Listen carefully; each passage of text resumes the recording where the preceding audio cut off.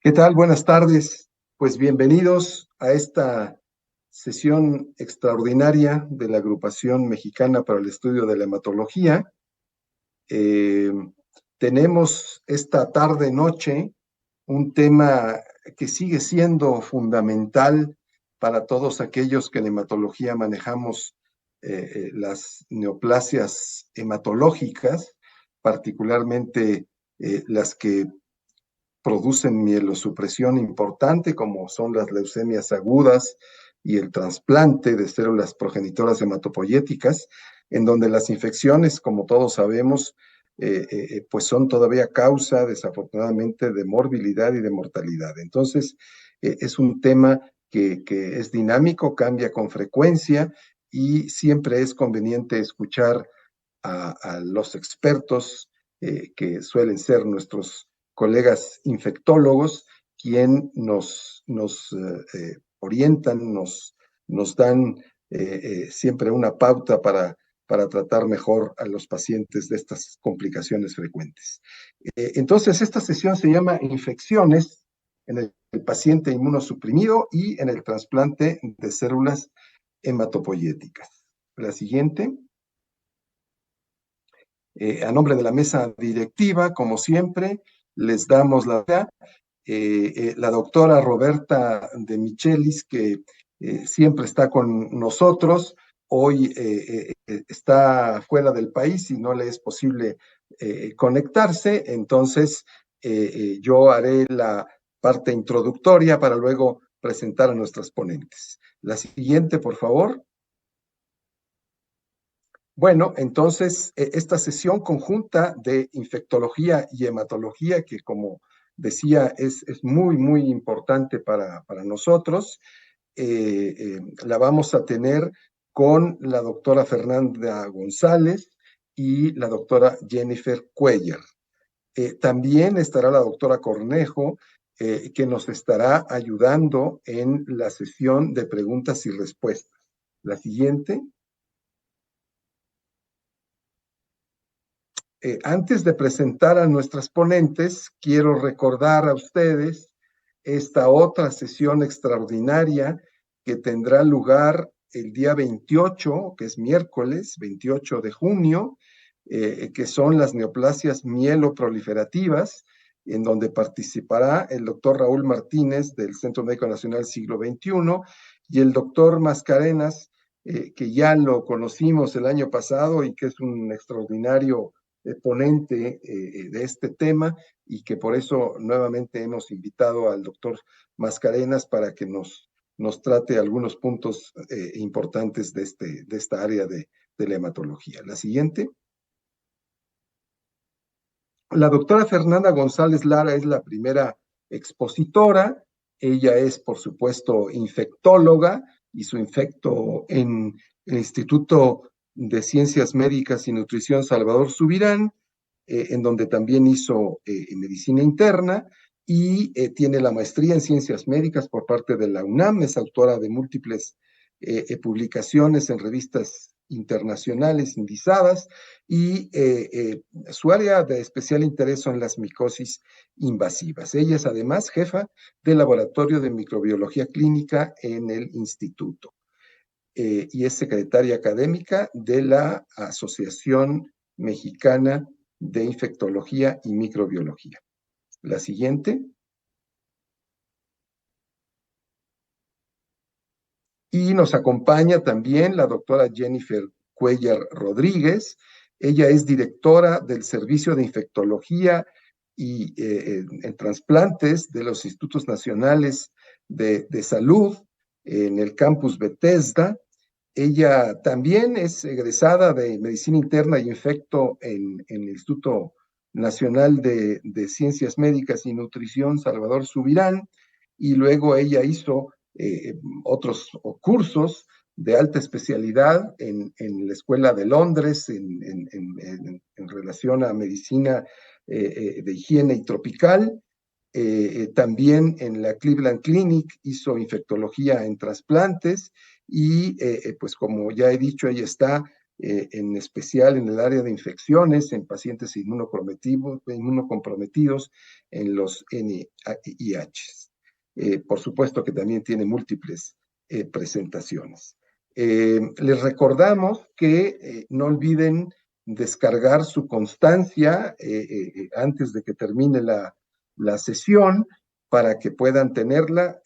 Recuerden que todas estas constancias para los miembros vigentes les van a dar puntos para el Consejo de Hematología. Entonces, no olviden, por favor, bajar estas constancias, y por supuesto que agradecemos mucho a la Asociación Mexicana de Infectología y Microbiología Clínica que hayan accedido a participar con nosotros en esta sesión extraordinaria de la agrupación, porque, repito, consideramos que es un tema crítico, fundamental, y la cooperación de infectología y hematología es siempre algo que va en favor de los pacientes. Con esto terminamos y entonces daremos pues inicio a las presentaciones en un momento más. No se vayan, por favor. Buenas tardes a todos. Gracias por la presentación y sobre todo gracias a la Agrupación Mexicana para el Estudio de la Hematología por la invitación para esta sesión en conjunto con la Asociación de Infectología, que me parece una iniciativa muy, muy importante para tratar este tema, como lo hacemos en el día a día, pues que es en conjunto. Así que gracias, doctor Mellón y doctora De Michelis, por esta invitación. Y pues a continuación les voy a hablar acerca de los puntos más importantes en la prevención de infecciones fúngicas en pacientes con leucemias agudas. Mi único conflicto para esta plática es que puede ser que por ahí escuchen ladrar a mi perro, entonces, pero fuera de eso no tengo otro conflicto. Entonces, bueno, pues ustedes saben que las micosis invasivas es un problema muy frecuente en los pacientes con neutropenias prolongadas, como es el caso de las leucemias agudas. Y la epidemiología de estas enfermedades pues se ha venido modificando a lo largo de las décadas de acuerdo a las diferentes maniobras que se han ido implementando. Entonces, sabemos que pues sobre todo la profilaxis con fluconazol desde hace varias décadas es un estándar, y esto ha modificado en gran medida la incidencia y la epidemiología de las infecciones fúngicas que vemos ahora. De tal manera que en la actualidad se considera que la aspergilosis invasiva es la micosis más común. En general, los estudios que han calculado la prevalencia de manera global dicen que esta prevalencia está alrededor del 10% de los pacientes con leucemia aguda, y sin embargo tienen una mortalidad bastante elevada. Pero además de esto, el costo de la atención de estas infecciones representa una carga muy considerable al sistema de salud, porque prolonga de manera muy importante las hospitalizaciones y porque se requiere el uso de antifúngicos que, como saben, son bastante costosos, y de múltiples estrategias para llegar al diagnóstico. Antes de que utilizáramos fluconazol, era candidiasis la micosis más común, y esto es algo que ya es mucho menos frecuente en la actualidad. Alrededor del 2% de los pacientes llegarán a presentar alguna de estas manifestaciones, y pues en general será por cepas resistentes a este fluconazol. Y cuando esto pasa, pues también tienen una mortalidad bastante considerable. No es despreciable el costo que genera sobre el sistema de salud, y lo mismo prolongar estancias hospitalarias. Y en la medida en la que utilizamos otros antifúngicos, pues también vamos seleccionando hongos que pueden ser más resistentes, y cuando ocurre en el contexto de una leucemia, pues una infección por mucorales o por fusarium u otros hongos mucho más resistentes, pues aquí sí, tanto los costos como la mortalidad se disparan de una manera muy importante. Entonces, esto es lo que vemos en la actualidad, aunque estas tienen una prevalencia muchísimo menor. Y como les decía, cuando esto ocurre, pues en general se va a ver incrementada la estancia hospitalaria pues hasta 17 días en promedio.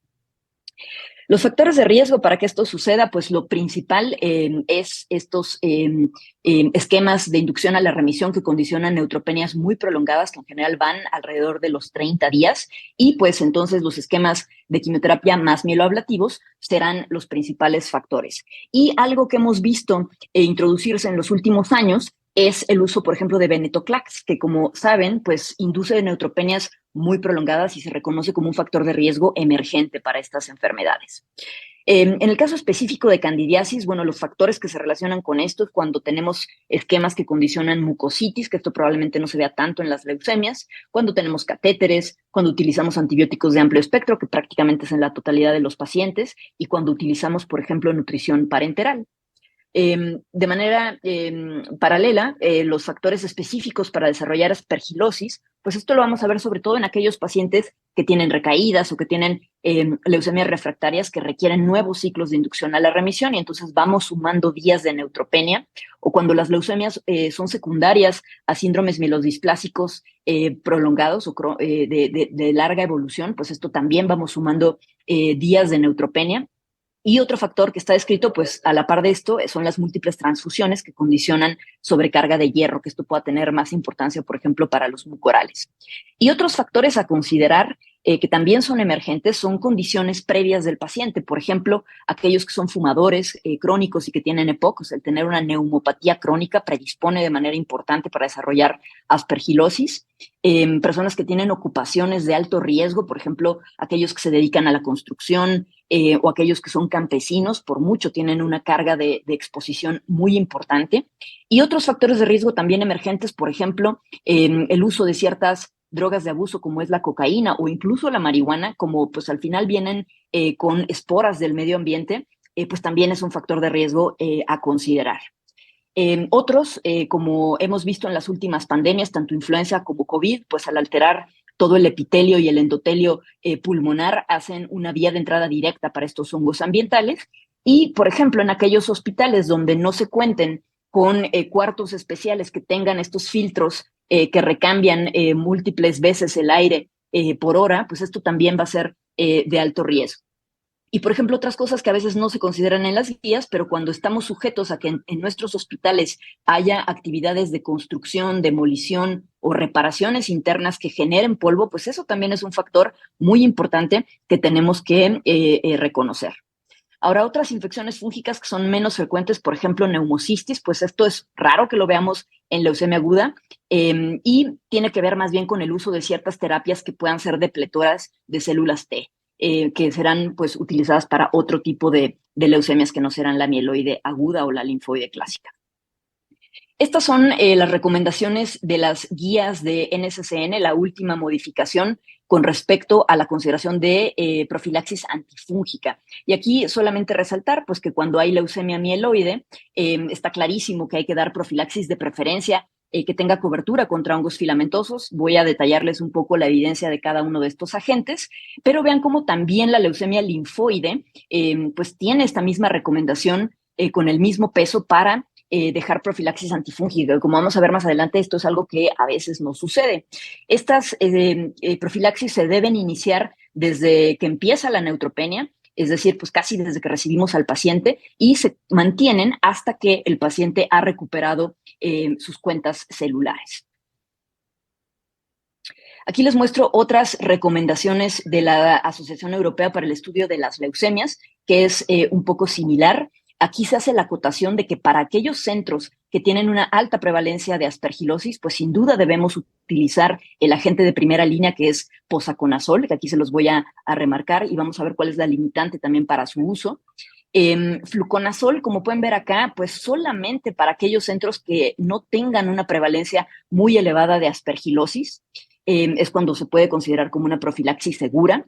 Y otros agentes, aquí quiero hacer el hincapié que itraconazol, que es lo que utilizamos a veces con mucha frecuencia en nuestro país, pues quiero resaltarles que la formulación que está aprobada y la única que está recomendada es la que se utiliza en suspensión oral, no así la que utilizamos en tabletas, y esto voy a hablar un poquito más adelante.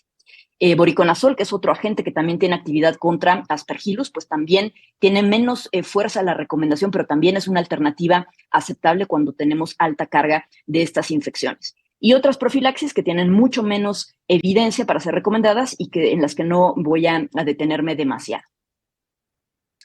Entonces, bueno, sabemos que hay evidencia a favor del uso de profilaxis desde hace muchísimas décadas. Existen ya múltiples metaanálisis que demuestran que el uso de profilaxis, aunque sea con fluconazol, pues nos va a ayudar a reducir de manera muy importante el riesgo de desarrollar infecciones fúngicas invasivas, pero también van a disminuir el riesgo de mortalidad relacionada con estas infecciones.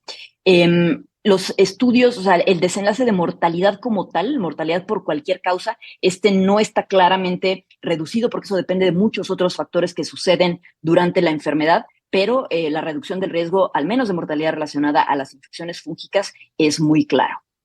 De tal manera que para esta estrategia de fluconazol, pues tendría que estar considerada, voy a hablar un poquito adelante, pero solo cuando estamos en centros de baja incidencia de aspergilosis. Y aquí también quisiera hacer la acotación que el único momento en las leucemias agudas en donde está indicada dar profilaxis es cuando damos los esquemas de inducción a la remisión o cuando tenemos recaídas que requieren reinducciones o cuando se utilizan esquemas de consolidación intensificada. Pero fuera de estos periodos para otras consolidaciones u otro momento del seguimiento, la prevalencia de las infecciones fúngicas no justifica el dejar los esquemas antifúngicos. Y esto es importante porque a veces se dejan por tiempos mucho más prolongados.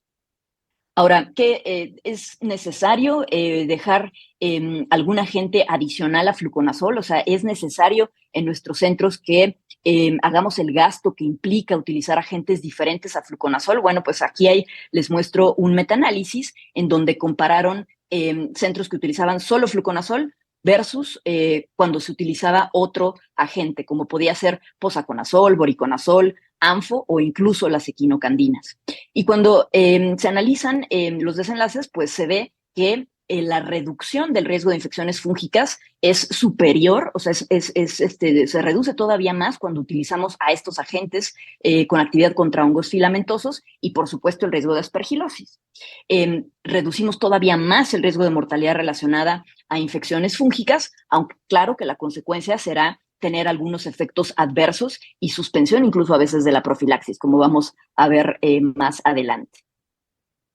Entonces, usar fluconazol en la actualidad pues solamente sería válido si tenemos un centro de baja prevalencia de aspergilosis o si tenemos una estrategia adecuada que nos permita diagnosticar de manera oportuna los casos de aspergilosis, o sea, tener acceso a galactomanano, tener acceso a lavados bronquialveolares y, por supuesto, tomografías de rutina para poder detectar de manera oportuna cuando sucedan estos casos. ¿Y qué quiere decir tener una baja incidencia de aspergilosis? Pues tener menos del 10% de prevalencia en leucemia aguda. Entonces, esto también quiere decir que también debemos llevar pues el conteo de cómo se están comportando nuestros pacientes.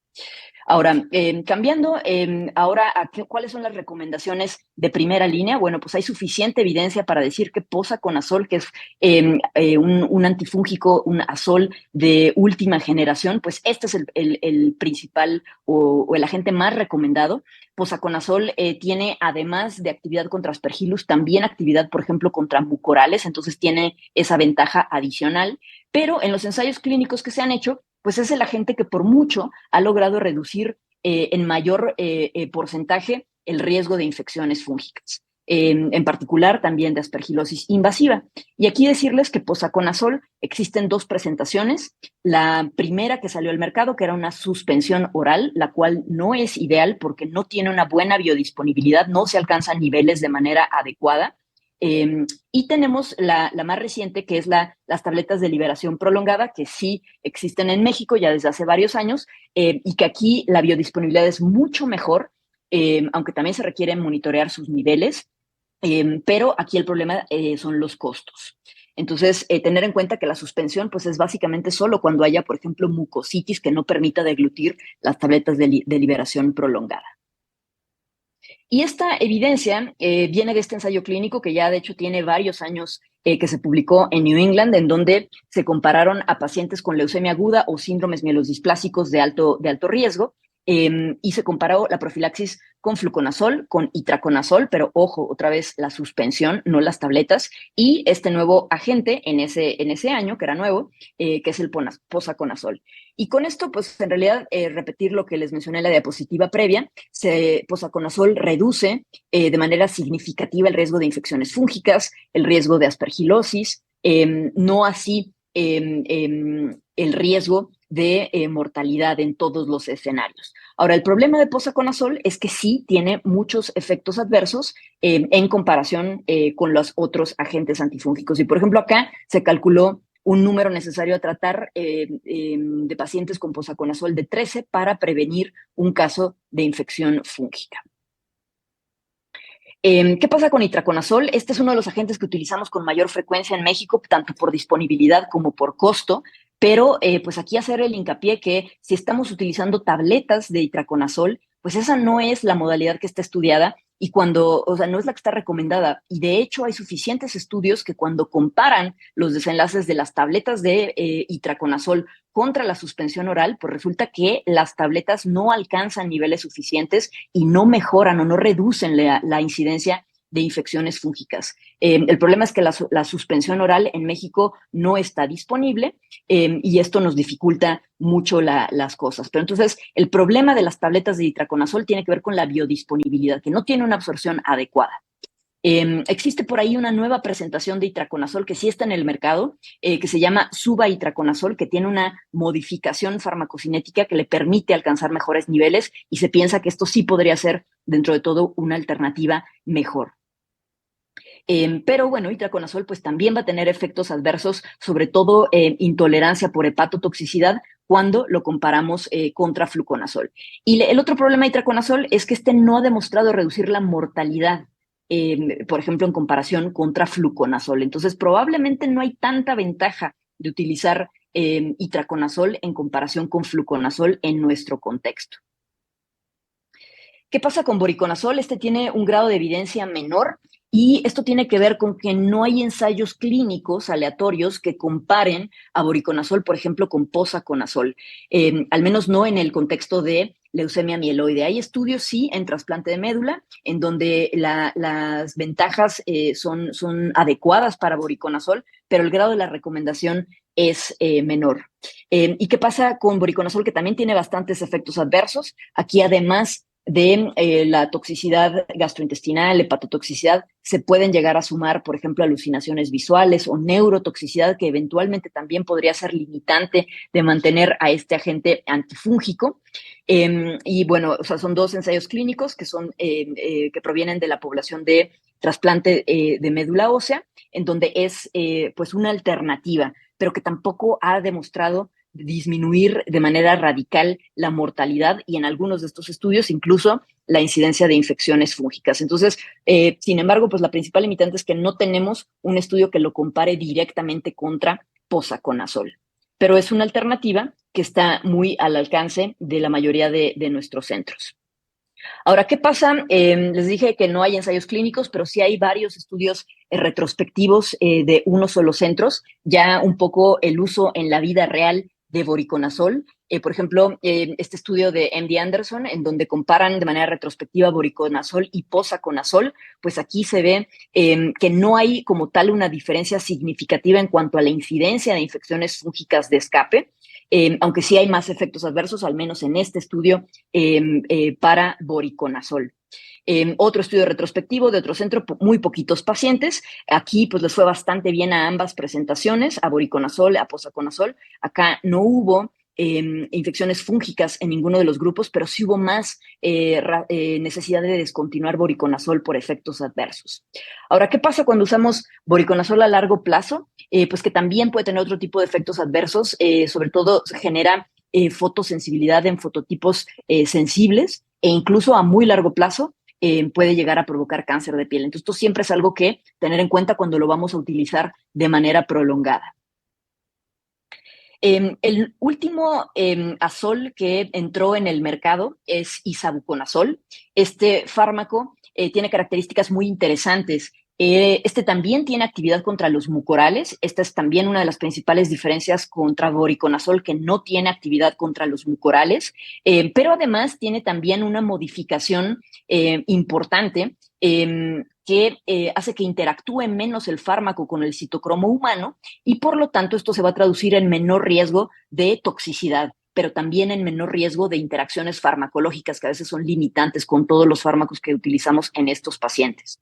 Este fármaco está aprobado para el tratamiento de mucormicosis, está aprobado también para el tratamiento de aspergilosis invasiva, pero no tiene la aprobación como tal para profilaxis antifúngica en leucemia o en trasplante. Y esto viene de que en algunos estudios que lo han utilizado, pues sí tiene un poco más de riesgo de algunas infecciones fúngicas de escape, sobre todo, por ejemplo, con cándidas que son resistentes a los azoles. Entonces, estas sí se le pueden llegar a escapar.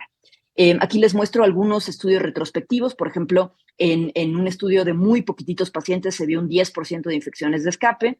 En otro estudio de vida real, pues hasta 18% de infecciones de escape, lo cual es una cifra pues inaceptable para hablar de profilaxis antifúngica. Pero esto varía mucho de cada centro, de cada práctica. Y de las condiciones de los pacientes. Entonces, isavuconazol, pues por ejemplo, la guía alemana, que es una de las más recientes en actualizarse, no le da una recomendación tan buena. Hay ensayos clínicos corriendo que muy probablemente en los siguientes años podamos tener evidencia. ¿Qué pasa con las equinocandinas? Bueno, las equinocandinas como anidulafungina o micafungina, pues podrían llegar a ser consideradas como profilaxis. Estos fármacos tienen excelente actividad contra cándidas, incluso resistentes a los azoles, y tienen cierta actividad contra aspergillus. No se consideran fungicidas, pero sí se consideran fungistáticos. Entonces se podría considerar como un esquema de segunda línea, por así decirlo. O en aquellos casos donde las interacciones farmacológicas de los azoles, como voy a hablar un poquito adelante de lo que pasa con la vincristina, pues podría ser el nicho para estos fármacos. Entonces, hay algunos estudios donde sí se ha visto que puede llegar a reducir la incidencia de infecciones fúngicas cuando se compara contra fluconazol. Tampoco hay ensayos clínicos que comparen contra Bori o contra Posa, y por eso es que también tiene un grado de recomendación menor. Y una de las ventajas que tienen las equinocandinas, pues es que son de los antifúngicos que tienen menos efectos adversos y prácticamente ninguna interacción farmacológica. El problema también es que no hay orales, son todos intravenosos y que son de alto costo todavía porque no hay genéricos. Anfotericina, bueno, esto es algo que se utilizaba hace muchas décadas, aunque todavía hay por ahí centros que los recomiendan. Si se va a utilizar anfotericina como profilaxis, pues esto deberían ser las formulaciones lipídicas. Aquí el esquema habitualmente se dejan 2 o 3 dosis semanales y, por ejemplo, es uno de los agentes preferidos cuando se utilizan esquemas que contienen mucha vincristina y que pueden llegar a ser prohibitivos para agregar azoles, por ejemplo. Pero bueno, definitivamente no se recomienda el uso de anfotericina convencional por el alto riesgo de nefrotoxicidad. Algunas consideraciones con respecto a la quimioterapia y el inicio de los antifúngicos. Cuando vamos a utilizar azoles, sea el que sea, se recomienda dejar un periodo de al menos 24 horas después de que pasa la primera dosis de los antraciclenos, porque podrían haber una interacción en donde no se inhiben los transportadores de los antraciclenos. Esta es una consideración farmacocinética y entonces es recomendable espaciar el inicio de los antifúngicos al menos 24 horas. Y vincristina, pues bueno, ustedes lo saben mucho mejor, es uno de los agentes que está incluido en la mayoría de los esquemas de las leucemias linfoides, y el problema con los azoles es que hay una interacción grave en el cual se incrementan los niveles de vincristina de manera muy importante y condicionan un riesgo grave de desarrollar neuropatía muy incapacitante. Entonces, esta es una de las principales razones por las cuales es muy complicado dejar la profilaxis en los esquemas de leucemias linfoides. Y bueno, venetoclax nos ha venido pues a poner todavía un reto mayor. Pues ustedes lo saben que es un agente que se está utilizando con mayor frecuencia para aquellos adultos mayores que tienen fragilidad o para enfermedades refractarias donde no van a ser candidatos a un esquema con más toxicidad como los clásicos. Y el problema de venetoclax pues son dos. Uno, que va a condicionar riesgo de neutropenia muy prolongada, que en general dura en promedio 4 semanas, pero que también tiene una interacción con los azoles, en donde los azoles provocan que los niveles de venetoclax se incrementen de manera considerable, entonces condicionen todavía más toxicidad, todavía más neutropenia cuando utilizamos estos esquemas. Es diferente el grado de interacción con los diferentes azoles, entonces siempre hay que tener en cuenta esto para modificar las dosis de venetoclax, aunque no es el único que interactúa, o sea, no solo los azoles, sino otros fármacos que también utilizamos de rutina, pero que a veces no los tenemos tan en el radar que pueden provocar interacciones farmacológicas. Todavía no está completamente claro en guías cómo dejar la profilaxis antifúngica en estos pacientes, pero las recomendaciones o los consensos de expertos pues nos dicen que sí es recomendable que se deje la profilaxis antifúngica en pacientes que reciben este tipo de esquemas, sobre todo cuando tienen factores de mal pronóstico, ya sea por riesgo citogenético o por las enfermedades refractarias. Y aquí les muestro dos ejemplos de estudios. Son poquitos pacientes que recibieron esquemas basados en venetoclax. Se dejó por ejemplo, aquí el 40% recibieron azoles, cerca del 40% recibieron micafungina y hubo una prevalencia de infecciones fúngicas del 12%. Entonces, esto se considera una alta prevalencia de infecciones fúngicas. Y otro estudio, o sea, más bien las recomendaciones finales, pues es que no necesariamente se tiene que dejar de rutina para todos, pero sí en aquellos que tienen mal pronóstico. ¿Y cuál es el agente recomendado? Esto es algo que todavía no está completamente claro. La ventaja de micafungina es evitar la interacción y tener que modificar la dosis de venetoclax, pero se pueden utilizar azoles siempre y cuando se tenga esta consideración con respecto a la dosis. Y este estudio es muy interesante. Este estudio se acaba de publicar el año pasado. Habla de la vida, de pues, cómo nos va con la profilaxis y las infecciones fúngicas en la etapa actual, cuando utilizamos antifúngicos, pero también cuando utilizamos estos esquemas basados en venetoclax. Esta es una serie de casos, una cohorte del MD Anderson, donde juntan cerca de 300 pacientes con leucemias o síndromes mielodisplásicos de alto riesgo. Aquí vean cómo el 40% ya recibe esquemas basados en venetoclax y el 60% todavía recibió la quimioterapia intensiva habitual. Y los esquemas que ellos utilizaron pues fueron más bien azoles, simplemente teniendo en cuenta este ajuste de la dosis. Solamente el 14% de ellos tuvieron que suspender la profilaxis por desarrollar toxicidad, y esta generalmente fue hepatotoxicidad. Y vean cómo, pues en general, con cualquiera de estos esquemas, incluso con isavuconazol, que no se veía tan bien en los estudios previos, pues la prevalencia de infecciones fúngicas de escape fue realmente baja, del 4%. Y estos pacientes, cuando desarrollaron la infección fúngica de escape, pues es que estaban todavía neutropénicos. Entonces, probablemente no sea toda la culpa del agente antifúngico que escogemos, sino también del estado de la enfermedad. O sea, hay cosas que el antifúngico solito no va a poder. Y aquí solamente es mostrarles, por ejemplo, la prevalencia de infecciones fúngicas de escape para posaconazol fue del 4%, que fue realmente muy similar para voriconazol y para isavuconazol. Entonces, esto quiere decir que probablemente en la vida real sí podamos usar cualquiera de estos agentes antifúngicos de acuerdo a la disponibilidad y a las características individuales de los pacientes.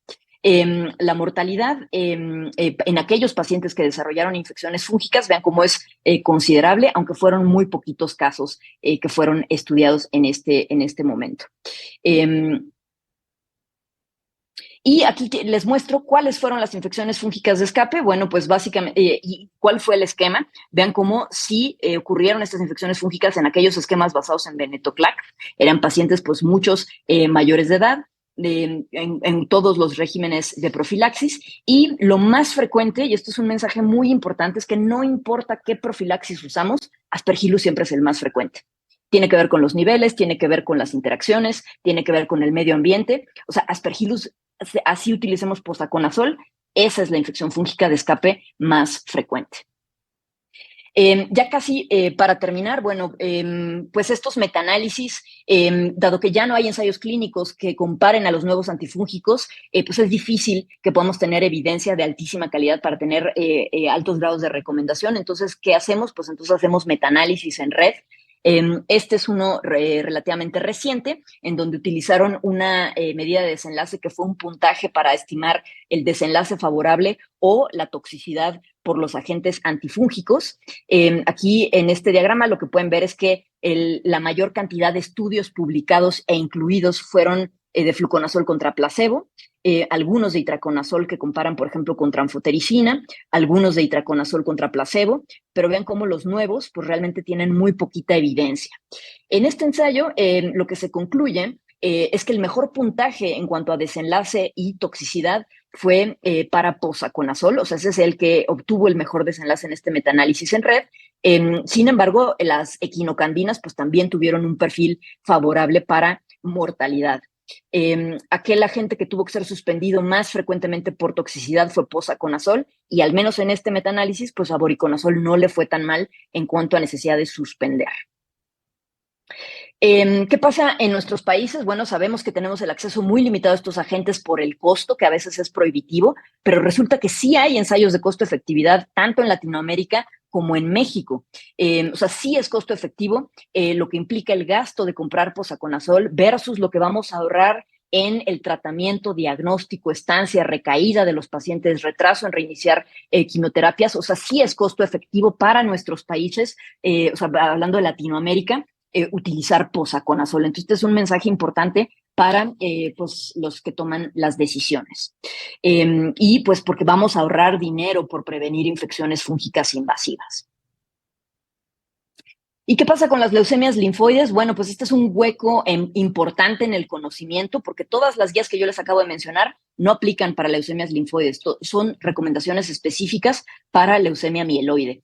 La razón es que no hay tanta información epidemiológica en adultos. La mayoría de la información de lo que tiene que ver con profilaxis, hongos y leucemia linfoide viene de población pediátrica, y sobre todo, pues, la interacción que ocurre con vincristina. Pero resulta que estos pacientes a veces subestimamos el riesgo que tiene de desarrollar infecciones fúngicas. Recordar que son esquemas que también tienen dosis muy altas de esteroide, y esto es un factor de riesgo casi tan importante como la neutropenia prolongada, pero pues en general es algo que subestimamos en la mayoría de los centros.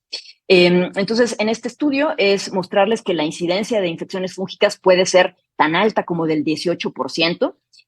Aquí les presento este estudio para ver, de acuerdo a los esquemas que se utilizaron de quimioterapia en leucemia linfoide, pues ver cómo este en particular es el que tuvo más riesgo de o mayor prevalencia de infecciones fúngicas. Por ejemplo, Ipercevad, que es algo que utilizamos frecuentemente, pues también tiene un riesgo considerable, y otros esquemas que utilizamos en México, pues también tienen alto riesgo de desarrollar infecciones fúngicas.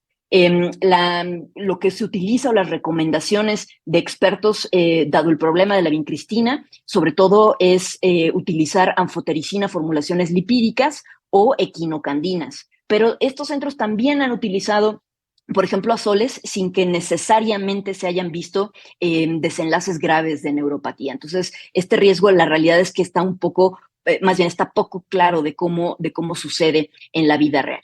Y aquí otro estudio en donde se compara a pacientes que desarrollaron una infección fúngica con leucemia linfoide versus leucemia mieloide, pero bajo profilaxis, y pues esto puede ser tan alto como del 15%. Entonces, lo que les quiero decir es que no es despreciable el riesgo en estos pacientes, y también debemos de tener estrategias de profilaxis. Y pues vean cómo cuando utilizamos profilaxis antifúngica, el riesgo de desarrollar, obviamente, es menor que si no lo hacemos.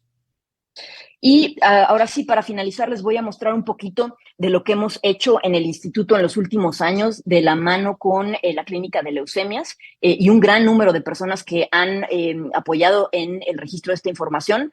Tenemos una cohorte que empezó desde el 2014 hasta el año pasado, de pacientes con leucemias tanto linfoides como mieloides que reciben inducción a la remisión, y lo que buscamos pues fue el desenlace de infecciones fúngicas en los siguientes 30 días. Importante que aquí lo que les voy a mostrar sobre todo son infecciones que cumplen los criterios de infección probada, que requiere cultivo estéril o biopsia, y probable, que requiere cultivo, por ejemplo, de lavado broncoalveolar o galactomanano.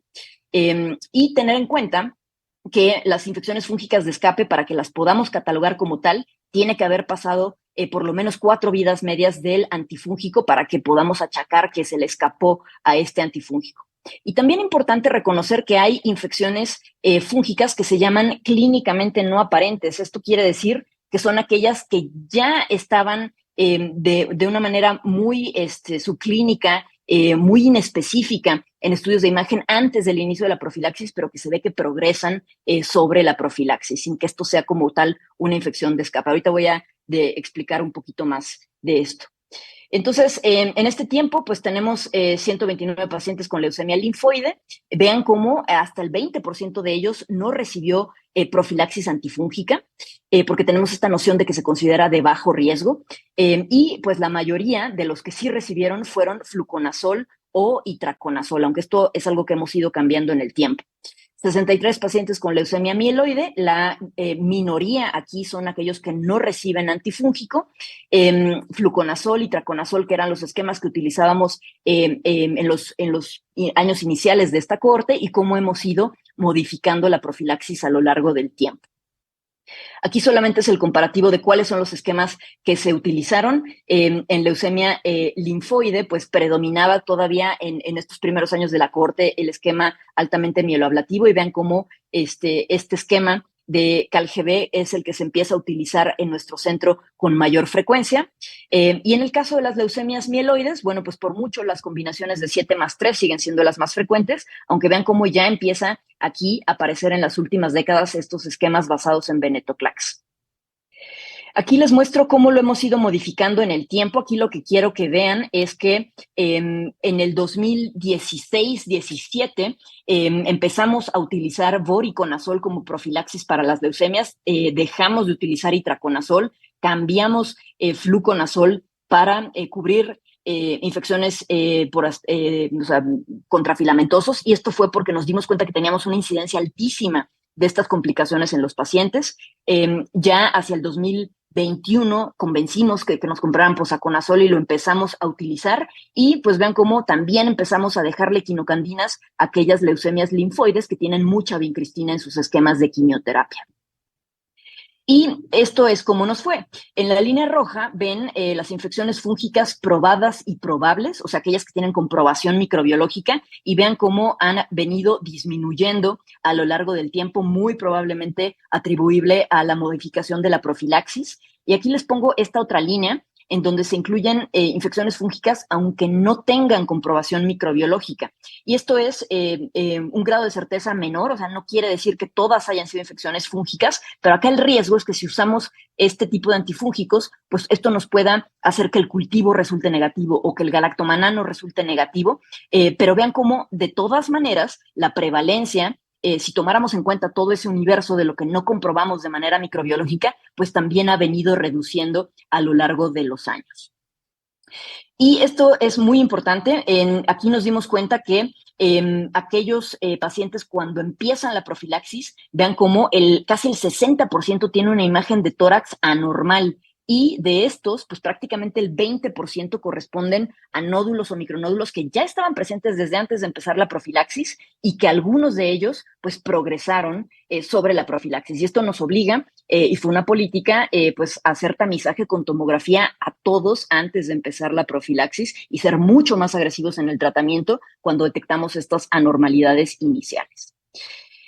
Aquí les muestro solamente lo que quiero que vean es el porcentaje de infecciones fúngicas de escape por antifúngico, y esto es algo que replica lo que ya está publicado. Posaconazol y voriconazol son los que tienen menos, aunque llevamos poquitos con posaconazol, pero justo posaconazol es el que tiene más riesgo de desarrollar efectos adversos, particularmente hepatotoxicidad. La mortalidad fue baja para estos pacientes, y también quiero que vean que las infecciones fúngicas de escape que demostramos, otra vez, Aspergillus es el número 1, diagnosticado en gran medida con galactomanano, pero también por cultivo. Y en la última línea les muestro los costos. Posaconazol definitivamente es el agente oral que es mucho más costoso, pero que ya sabemos que es costo efectivo. Los costos de fluconazol y de itraconazol son mucho más accesibles, pero no se van a traducir en una verdadera prevención de las infecciones fúngicas invasivas. Entonces, aquí lo que quiero solo dejarles de mensaje es que es costo efectivo y conviene que utilicemos este tipo de profilaxis. Factores de riesgo para desarrollar infecciones fúngicas, pues el uso de esteroides, los hombres, aunque no significativo, y el tener esa imagen basal anormal, o sea, esto predice que probablemente desarrolle una infección fúngica, aunque haya sido algo muy, muy tenue. Y factores para mortalidad, aquí lo que quiero que vean es que el desarrollar una infección fúngica es un riesgo de manera independiente de todos los demás factores para una mayor mortalidad, y por eso es que vale la pena prevenirlo. Y bueno, la edad y la diabetes, que esos son marcadores también en general de mayor mortalidad. Entonces, con esto, pues la profilaxis antifúngica definitivamente reduce el riesgo de desarrollar infecciones invasivas en leucemia. Es muy importante tener el registro de nuestra epidemiología local para poder definir cuál es la mejor estrategia, cuál es el mejor agente que nos conviene. Posaconazol es el de primera línea, es el que reduce con mayor medida el riesgo de infecciones fúngicas, aunque es el más caro, y es el que puede tener más efectos adversos. Y entonces voriconazol sí resulta una alternativa conveniente. Nuevamente, no subestimar el riesgo de infecciones fúngicas en pacientes con leucemia linfoide. Hay que escoger el mejor esquema que se ajuste para el tipo de quimioterapia que se utilice en cada centro. Y muy recomendable hacer tomografía a todos los pacientes antes del inicio de la profilaxis para ser agresivos en el diagnóstico o tratamiento. Y finalmente, y pues como es esta sesión, pues lo más importante es establecer estrategias de manera multidisciplinaria para pues mejorar el desenlace de nuestros pacientes. Y hasta aquí termino. Buenas noches, muchas gracias por la invitación. Es para mí un gusto estar aquí esta noche y compartir el foro con la doctora Fernanda González. Yo les voy a hablar específicamente de infecciones en trasplante, pero quiero hacer la aclaración que no voy a hablar específicamente de infecciones fúngicas invasivas. Quedamos esto con la doctora de Michelis porque muchos de los puntos que se hubieran tratado iban a ser similares a lo que ya se discutió en la plática anterior. Entonces me voy a enfocar a otro tipo de infecciones. No tengo ningún conflicto de interés. ¿Sabían ustedes que todos los pacientes que fallecen después de un trasplante, dentro de los primeros 30 días de un trasplante, ya sea por un trasplante autólogo o un trasplante alogénico, la mitad de los pacientes, ilustrado en estas gráficas en el verde claro, fallece por una infección? Incluso si vemos mortalidad a 100 días posterior al trasplante, entre un 25 a un 30% de los pacientes va a fallecer por una infección. Entonces, esto nos dice que todavía tenemos muchísimo trabajo que hacer para disminuir la probabilidad de muerte por infecciones en nuestros pacientes. Y el primer punto de donde podemos empezar a mejorar o impactar en la mortalidad de los pacientes es en la evaluación pretrasplante. Esta es una evaluación, es un trabajo multidisciplinario que, si bien se inicia a través del servicio de hematología y el servicio de trasplantes, es el primer eslabón para realmente hacer lo que queremos hacer, que es curar al paciente, devolverle la salud, autonomía, calidad de vida. Y la evaluación infectológica es una parte bien importante de esta evaluación. Entonces, nada más rápidamente, si uno piensa cómo voy a diseñar una evaluación pretrasplante en mi centro, quiero aclarar que cada centro, todos los protocolos de escrutinio van a ser diferentes en los diferentes centros, de acuerdo a la región geográfica, a la prevalencia de las enfermedades infecciosas que son prevalentes en nuestro lugar. A pesar de esto, hay un mínimo estándar que se considera para el cual el consenso que debemos de buscar en todos los pacientes. Y finalmente, es bien importante estar revisando rutinariamente, sistemáticamente nuestros datos, nuestros desenlaces para ver qué es lo que se nos está escapando, qué áreas tenemos que mejorar en prevención. Entonces, ¿cómo se llegó a este mínimo estándar que todos los pacientes receptores de trasplante deberían de tener como parte de su evaluación? Bueno, hay que tomar en cuenta la prevalencia de la enfermedad en los receptores de trasplante, si existen métodos eficientes de escrutinio que además sean accesibles y que sean costo-benéficos, si el detectar una infección en particular va a afectar el desenlace posterior al trasplante, y si una vez lo detectamos podemos hacer algo al respecto, podemos prevenir que progrese a enfermedad. Entonces, quiero ponerles como ejemplo CMV. ¿Por qué nos importa? Esta es una infección viral muy frecuente en receptores de trasplante que se asocia a una alta morbimortalidad. Existen métodos de escrutinio muy eficientes que además son accesibles, y disponemos de estrategias de prevención y tratamiento eficaz posterior al trasplante. Entonces, definitivamente son infecciones que queremos y podemos prevenir. En contraste, habrán otras infecciones como brucela, es un ejemplo que les pongo, que va a depender mucho de las exposiciones epidemiológicas específicas del paciente que nos tengamos. Este es el caso de un niño que recibió un trasplante de su hermano como donador, que desarrolló brucelosis post-trasplante transmitido por el donador, y en retrospectiva se encontró que el niño había consumido queso de leche de vaca no pasteurizado unas 4 a 6 semanas antes de la donación. Entonces, obviamente estos son casos difíciles de detectar, y quiero hacer hincapié que la forma de que podemos hacer esto es hacer un historial médico muy completo y exhaustivo, y esto tiene que empezar en el servicio de trasplantes por el servicio de hematología. Nuestra evaluación debe tratar de identificar infecciones activas, infecciones latentes, siempre saber el historial de vacunación del paciente y a lo que está todavía susceptible. Exposición previa a antibiótico nos va a ayudar a diseñar las estrategias de tratamiento en neutropenia grave y fiebre, y conocer las alergias a antimicrobianos. Entonces, lo más práctico es hacer esta evaluación como una evaluación sistemática, tipo un checklist. Esto disminuye la probabilidad de omitir factores de riesgo y puede ser realizado por el servicio de trasplante y solo en aquellos pacientes en que la evaluación inicial se considere de muy alto riesgo de complicaciones infecciosas. Entonces deberían de tener una evaluación subsecuente por un médico infectólogo. Claro, si tenemos el lujo de tener un médico infectólogo dedicado a nuestra unidad, pues sería ideal que todos nuestros pacientes fueran evaluados por el servicio de infectología.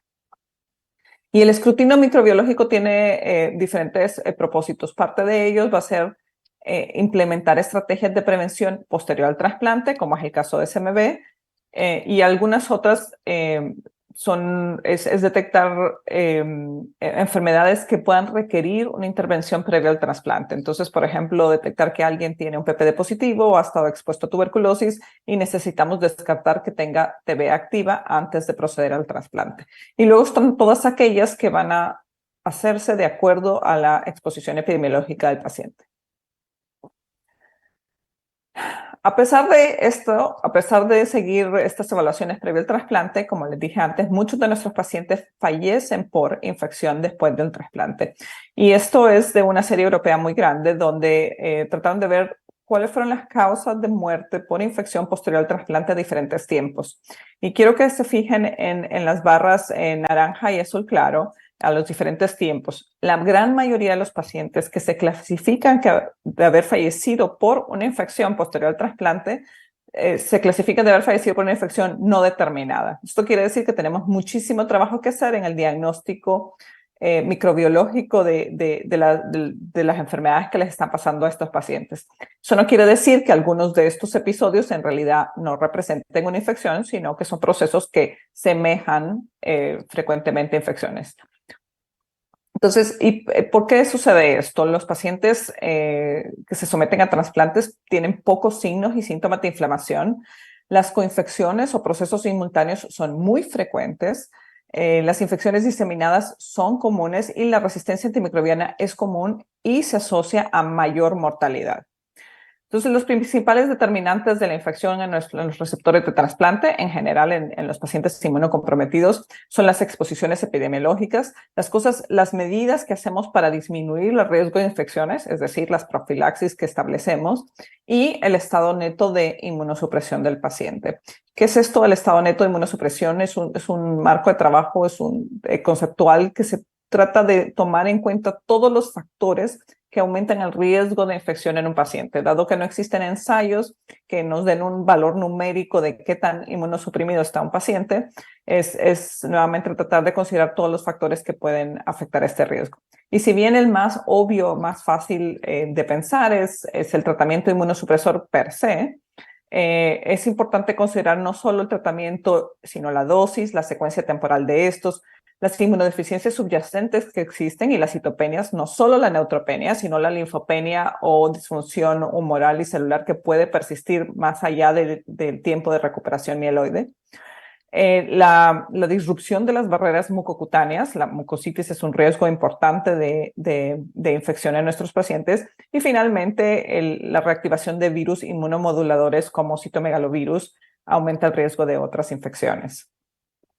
Y es claro que la reconstitución inmune posterior al trasplante de médula ósea no ocurre toda en forma simultánea. Entonces, si bien ponemos muchísima atención en la recuperación de neutrófilos, que suele suceder en algunas semanas posterior a la infusión de las células, ilustrado aquí en esta línea amarilla, si nos fijamos en la línea verde y en la línea roja, estas ilustran el tiempo de recuperación de linfocitos B y T. Y como pueden ver, esto puede tardar meses o incluso años posterior al trasplante. Esta es la razón por la cual no recomendamos que los pacientes reciban vacunas de virus vivos atenuados al menos hasta 2 años después de haber recibido un trasplante, asumiendo que ya no están con ningún inmunosupresor y que todo les fue muy bien. Otro punto importante resaltar es que no todos los tipos de trasplante se asocian a riesgo similar de infección. Y quiero resaltar en esta gráfica cómo la ciclofosfamida post-trasplante realmente ha sido una parteaguas en el acceso al trasplante de médula ósea alrededor del mundo. Estos son datos de Estados Unidos, pero vemos gráficas similares para todas las regiones, incluida México, donde el número de haplotrasplantes aumenta significativamente. Entonces, conocer los riesgos asociados a los diferentes tipos de trasplantes es importante porque las medidas de prevención deben de estar dirigidas de acuerdo a estos diferentes riesgos.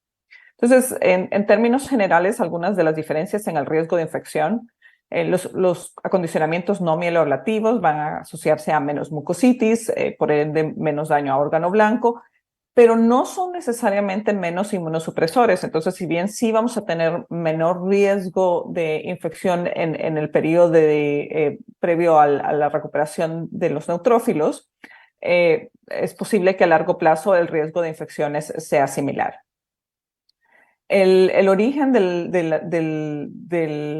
las células, ya sea de sangre periférica versus médula ósea, la sangre periférica se asocia a un riesgo, a un periodo de neutropenia mucho más corto y por ende muchas menos infecciones fúngicas invasivas. El periodo de neutropenia reduce las infecciones. Sin embargo, también sabemos ahora que la sangre periférica se asocia a más enfermedad de injerto contra huésped crónico. Entonces, es posible que estos grupos de pacientes, que ahora seguimos a mayor tiempo, presenten otro tipo de complicaciones infecciosas tardías.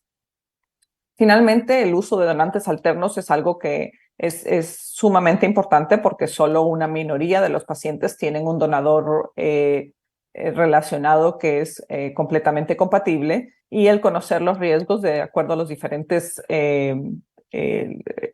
tipos de donantes alternos es importante. Entonces, cordón umbilical, que está cayendo mucho en desuso a raíz del boom del trasplante haploidéntico. Sabemos que el cordón umbilical se asocia a menos enfermedad de injerto contra huésped, pero en general se asocia a una neutropenia mucho más prolongada y una reconstitución inmune en general mucho más prolongada. Entonces, las infecciones son un problema en los receptores de cordón umbilical. En el trasplante haploidéntico, si bien la ciclofosfamida post-trasplante se consideraba que era un procedimiento muy elegante, y lo es, y sumamente específico contra las células aloreactivas, en realidad sabemos que no es tan específico y sí hay daño a otras células, al resto de la inmunidad celular, y aumento en el riesgo de infecciones virales posterior a este trasplante. Cualquier cosa que afecte la función de las células T se va a asociar a una inmunodeficiencia profunda, retraso en reconstitución inmune y nuevamente aumento en el riesgo de infecciones virales y otras infecciones oportunistas. Entonces, una manera de abordar a los pacientes cuando pensamos en el riesgo de infecciones post-trasplante es dividir en el tiempo en que se encuentran posterior al trasplante. El primer periodo de tiempo en riesgo es el periodo posterior al inicio del acondicionamiento y previo al injerto, donde los principales factores de riesgo es el estar en el hospital, obviamente la enfermedad de base, el tener catéteres, la mucositis importante que existe posterior a la quimioterapia. El segundo periodo de tiempo es el periodo de tiempo posterior a la recuperación de los neutrófilos, pero nuevamente este es un periodo de muchísima inmunosupresión, es el periodo que queremos evitar que los pacientes desarrollen enfermedad de Heart contra huésped aguda. Entonces nuestros inmunosupresores los mantenemos a muy buenos niveles en este periodo de tiempo y por ende las infecciones oportunistas clásicas no controladas por fagocitos son las que en este momento van a ser un problema. Entonces reactivación viral, CMV va a ser un problema si no hacemos nada. Si no diéramos profilaxis, neumocistis, toxoplasmosis, infecciones graves como adenovirus o virus HCV6. Y finalmente están las infecciones tardías, el periodo tardío posterior al injerto, que se considera en general más allá del día 100. Y aquí los pacientes se dividen como en dos grandes grupos, aquellos que desarrollaron enfermedad de injerto contra huésped y todavía se encuentran con inmunosupresión importante. En realidad es como que este segundo periodo se extiende mientras dura la inmunosupresión. Y el otro grupo de pacientes son aquellos que les fue muy bien, que no desarrollaron enfermedad de injerto contra huésped y entonces somos más agresivos en disminuir la inmunosupresión, ya que queremos disminuir el riesgo de recaída.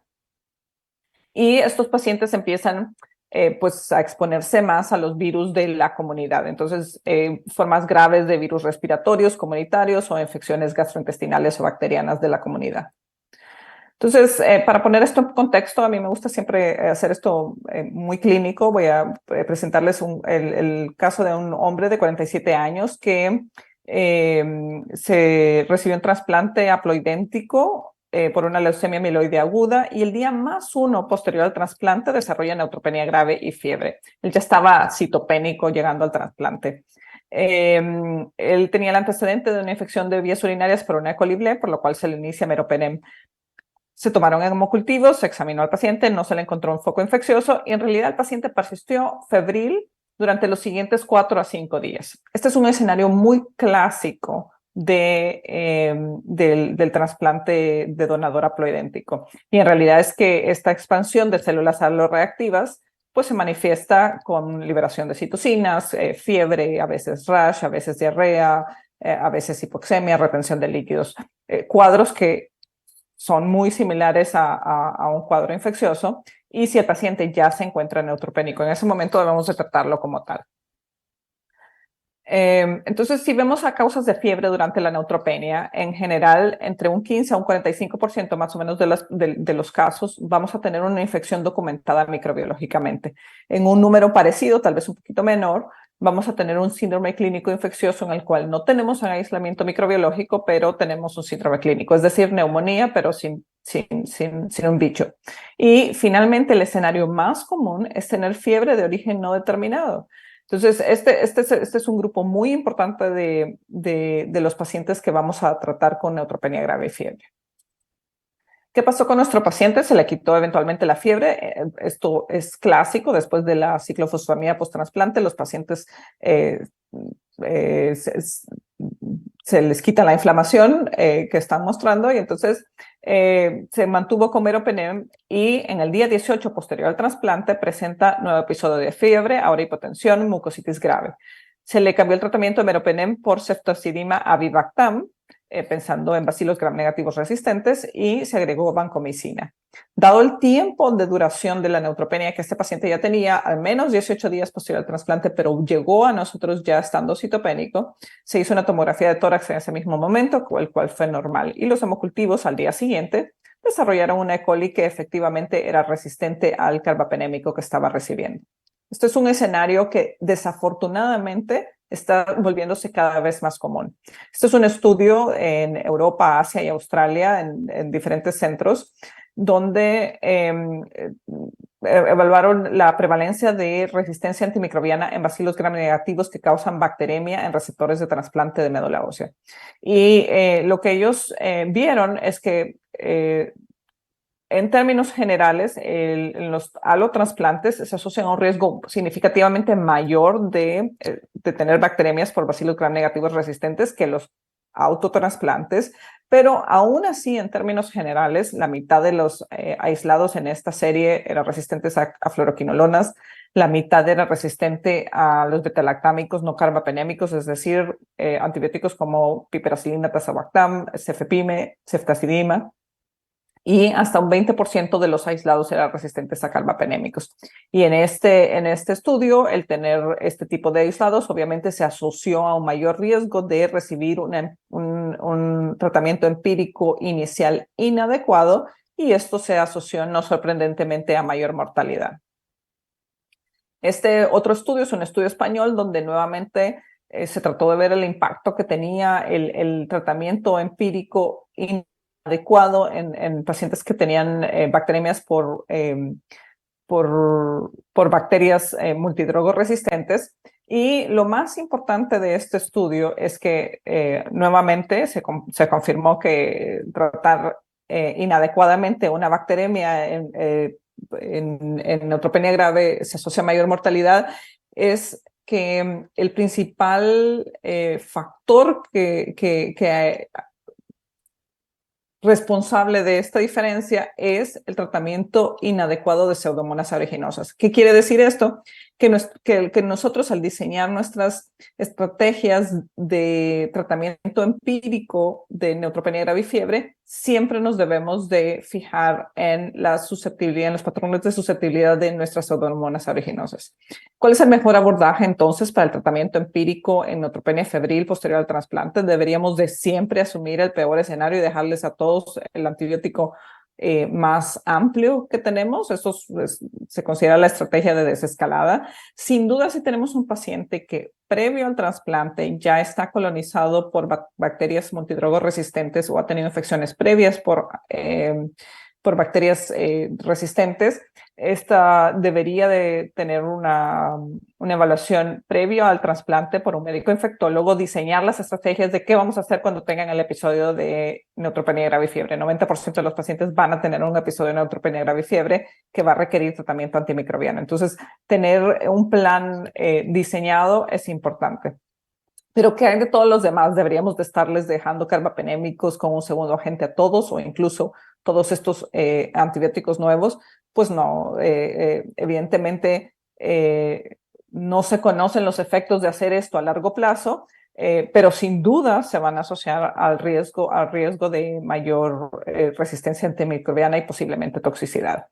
Este es un estudio en centros de trasplante en Estados Unidos, Europa y Japón, donde intentaron ver más allá del evento específico de infección, sino el efecto a largo plazo sobre mortalidad en receptores de trasplante en relación a la diversidad de la microbiota intestinal. Entonces, en este estudio siguieron prospectivamente muestras de heces, colectaron muestras de heces prospectivamente, y lo que ellos vieron es que los pacientes que tenían una menor diversidad a lo largo del trasplante de la microbiota intestinal se asociaron a una menor probabilidad de sobrevida. Los principales factores de riesgo asociados a esta menor diversidad en el trasplante era la duración de los antibióticos y los antibióticos con efecto anaeróbico. Entonces, ¿cuál es el mejor tratamiento empírico antibacteriano en la neutropenia febril post-trasplante? Pues es complicado. Mi recomendación sería que es el antibiótico con el espectro más estrecho, pero que trate las infecciones bacterianas que son más graves, es decir, aquellas por Pseudomonas aeruginosa. Y esto es algo que se conoce desde los años 40, donde se estableció que Pseudomonas aeruginosa era importante cubrirla en neutropenia grave febril. Obviamente, la elección de nuestro esquema va a variar significativamente de acuerdo a la epidemiología local, la región geográfica y los factores individuales del huésped.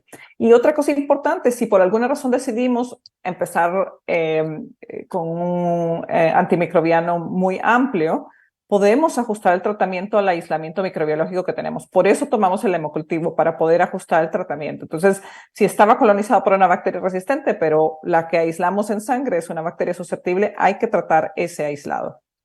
Obviamente, en pacientes que tienen inestabilidad hemodinámica, sí hay que asumir que existe resistencia antimicrobiana. Este es otro paciente, nuevamente en el periodo durante la neutropenia, previo al injerto. Es una mujer de 39 años que tenía anemia plástica, tenía muchísimas infecciones previo al trasplante. Había tenido bacteriemias por Streptococcus, Staph aureus, E. coli. Tenía múltiples abscesos hepáticos a la hora del trasplante. Ya no estaban progresando, pero todavía seguía recibiendo tratamiento para ellos, neumonía por estenotrofamonas. Y en el día más 5 posterior al trasplante presenta estas lesiones que pueden ustedes ver, son muy... pasan desapercibidos fácilmente. Las presentó en la piel.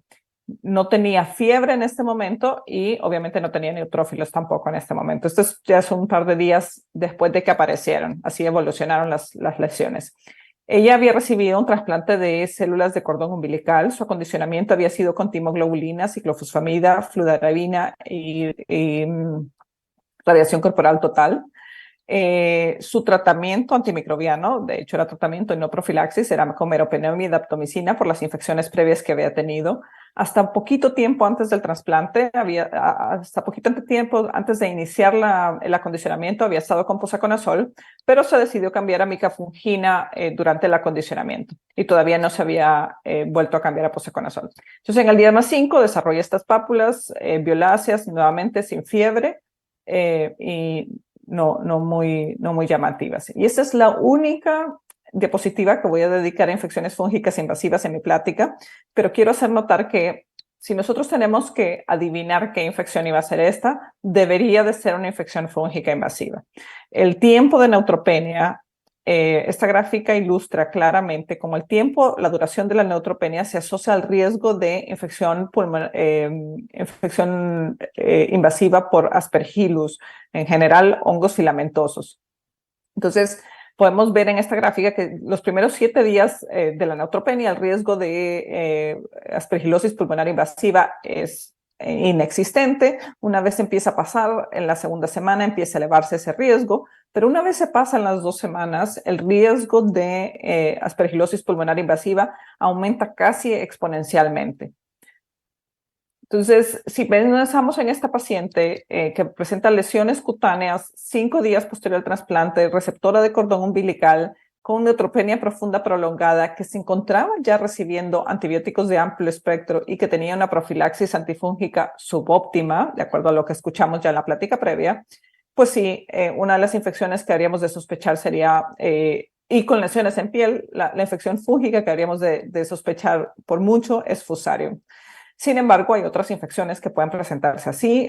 Infección ectima se presenta de esta manera, pero el paciente tenía ya meropenem, entonces serían bacterias multidrogo resistentes, podrían presentarse con lesiones similares. Y el resto de las infecciones en realidad serían menos frecuentes. Y por supuesto que siempre hay que considerar las causas no infecciosas, pero nosotros somos los infectólogos, así es que vamos a hablar de eso.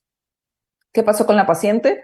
Le cambiamos el tratamiento a ceftazidima Vivactam, se le inició empíricamente anfotericina B liposomal, se le tomaron ese mismo día hemocultivos y biopsia de piel, y los hemocultivos desarrollaron Enterococcus faecium, que era resistente a la daptomicina que estaba recibiendo, y la biopsia de piel mostró en la tinción de Brown-Hopps, que es como una tinción de Gram en tejidos, y la tinción de micobacterias, unas bacterias filamentosas.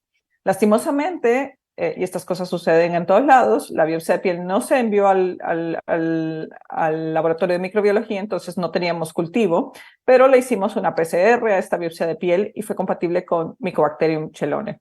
Varias semanas después, los hemocultivos por hongos que habíamos tomado este primer día, pensando que iba a tener una infección por Fusarium, desarrollaron el Mycobacterium chelonae. Entonces, rápidamente, infecciones por micobacterias no tuberculosas en receptores de trasplante. En realidad, la frecuencia de estas infecciones es mucho mayor en años posterior al trasplante, y en las formas tempranas o en el peritrasplante, en realidad, son aquellas micobacterias de rápido crecimiento que se asocian a infecciones asociadas al catéter. Rara vez vemos estas otras micobacterias en los periodos tempranos, si no es en este escenario. ¿Qué pasó con la paciente? Se le inició tratamiento, tuvo buena respuesta al tratamiento, tuvo mejoría inmediata de las lesiones, con eventual resolución, claro, requirió meses y meses de tratamiento.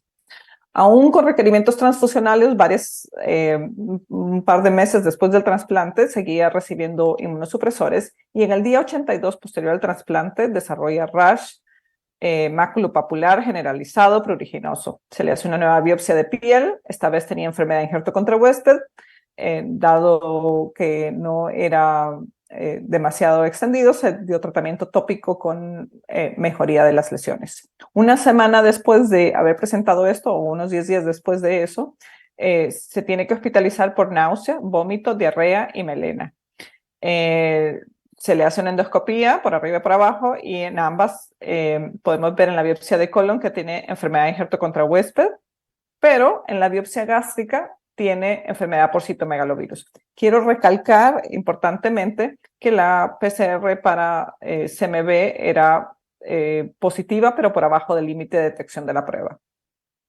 Entonces vamos a hablar un poquito de CMV, cuáles son los principales factores de riesgo de desarrollo de reactivación o enfermedad por citomegalovirus en receptores de trasplante de médula ósea. Es por mucho la combinación del donador seronegativo y un receptor seropositivo. Esta gráfica ilustra el riesgo de reactivación de acuerdo a las diferentes combinaciones de donador-receptor.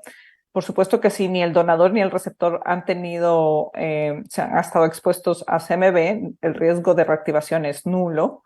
Por otro lado, vemos que el grupo de mayor riesgo es cuando el receptor es seropositivo para CMV y su donador es seronegativo. Pero quiero hacer notar que cualquier receptor seropositivo en realidad tiene un riesgo muy elevado de reactivación y enfermedad por CMV. Realmente se separan por mucho del siguiente en riesgo, que es cuando el donador es seropositivo y el receptor seronegativo.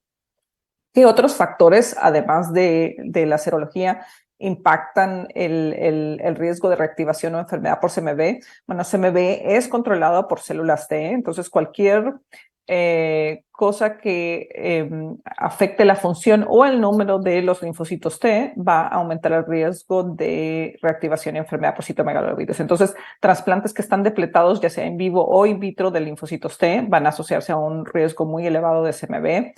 Las células de cordón umbilical es un riesgo muy elevado de CMV, mucho más que los trasplantes haploidénticos y estos a su vez más que los donadores relacionados. El uso de seroterapia como parte de nuestro acondicionamiento de inmunosupresión, timoglobulina o alemtuzumab, se asocian a riesgo elevado de enfermedad por citomegalovirus, obviamente esteroides a dosis altas o enfermedad de injerto contra huésped refractario a esteroides. Esta gráfica ilustra el riesgo de reactivación por citomegalovirus al utilizar donadores por haplotransplantes, que es acá en la línea punteada. Vemos que el riesgo acumulado de enfermedad por citomegalovirus es significativamente mayor que en los donadores relacionados o no relacionados que son compatibles. Entonces, ¿qué podemos hacer al respecto? Existen básicamente dos estrategias de prevención. Sabemos que posterior al trasplante, el virus se encuentra latente en el receptor en la mayoría de los casos. Posterior a la inmunosupresión, permitido por la inmunosupresión, este es un virus oportunista que va a ver esa oportunidad para iniciar su replicación y reactivarse. Y si no hacemos nada, esta reactivación finalmente va a desenlazar en enfermedad de órgano blanco.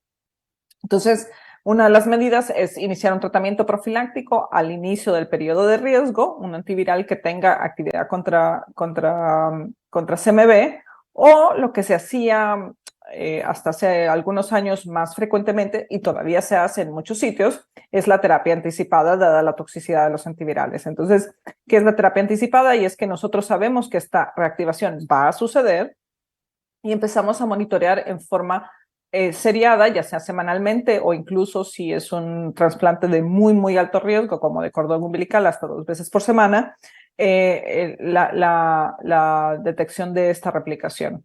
Y una vez la replicación sobrepasa un umbral preestablecido y no hay un consenso cuál es el número ideal de preestablecido, lo importante es tener un número local que seguimos y hacer todo siempre en el mismo laboratorio. Se inicia dosis terapéuticas, tratamiento de contra citomegalovirus. Esto funciona porque la viremia usualmente precede a la enfermedad por un par de semanas. Entonces, si vamos a usar la terapia anticipada como nuestra estrategia de monitoreo y de prevención, es importante que los niveles se reporten en unidades internacionales. Esto permite homogeneizar y hacerlo más comparable con otros centros. Los ensayos en sangre total sobreestiman los valores aproximadamente por 0.4 logaritmo versus el plasma. Entonces, lo importante es que siempre se utilice el mismo tipo de muestra e idealmente en el mismo laboratorio. Los cambios en carga viral menor a 0.5 logaritmos no se consideran significativos. Y el monitoreo semanal durante el periodo de riesgo es bien importante. En aquellos que no se puede usar profilaxis, nuevamente 2 veces por semana se puede hacer como una alternativa.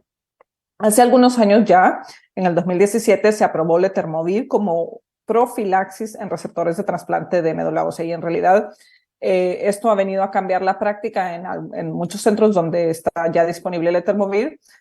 Finalmente se comparó contra placebo, que en realidad placebo es terapia anticipada, es decir, monitoreo anticipado de replicación y inicio de ganciclovir en aquellos que mostraban reactivación.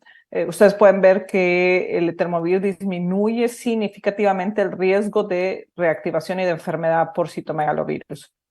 Si bien a las 24 semanas el desenlace primario no tuvo efecto en mortalidad en general, cuando este grupo de investigadores posteriormente analizó aquellos que sí habían tenido replicación por citomegalovirus y lo compararon con aquellos que recibieron letermovir, este cambio en la mortalidad sí fue significativo. Digo, no puede hacer todo tipo de explicaciones, pero finalmente parece que el retrasar esta replicación inicial a un tiempo donde los antivirales sean más fáciles de tolerar es benéfico en términos generales. ¿Qué hay de la presentación clínica? La viremia casi siempre va a preceder la enfermedad en todas las formas de órgano blanco, excepto en la infección del tracto gastrointestinal, como en nuestra paciente. La fiebre es un síntoma variable, entonces no es muy confiable, y el diagnóstico se debe establecer mediante biopsia. El diagnóstico se establece viendo los cambios citopáticos clásicos de citomegalovirus e inmunohistoquímica positiva. Las pruebas de PCR en los tejidos no son útiles para establecer el diagnóstico. Los tratamientos, en realidad no voy a hablar mucho de esto, nada más comentarles que existe ahora un nuevo antiviral que ha sido aprobado, Maribavir. Este fue aprobado para el tratamiento de CMV refractario o resistente a los de primera línea, es decir, ganciclovir o foscarnet. Tiene la ventaja que no es mielotóxico y no es nefrotóxico y también existe en forma oral.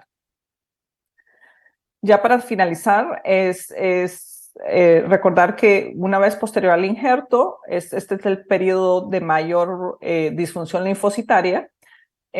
Cuando ya se recuperan los neutrófilos, empieza a haber la recuperación de los linfocitos, mantenemos los niveles de inmunosupresores más elevados y entonces las infecciones oportunistas clásicas pueden pasar. Este es un hombre de 49 años que presenta con fiebre, diarrea, hiponatremia, fiebre de alto grado, es algo muy importante. Había injertado más o menos 12 días antes de presentarse. Durante el periodo de neutropenia grave y fiebre había tenido 2 episodios sin aislamiento microbiológico.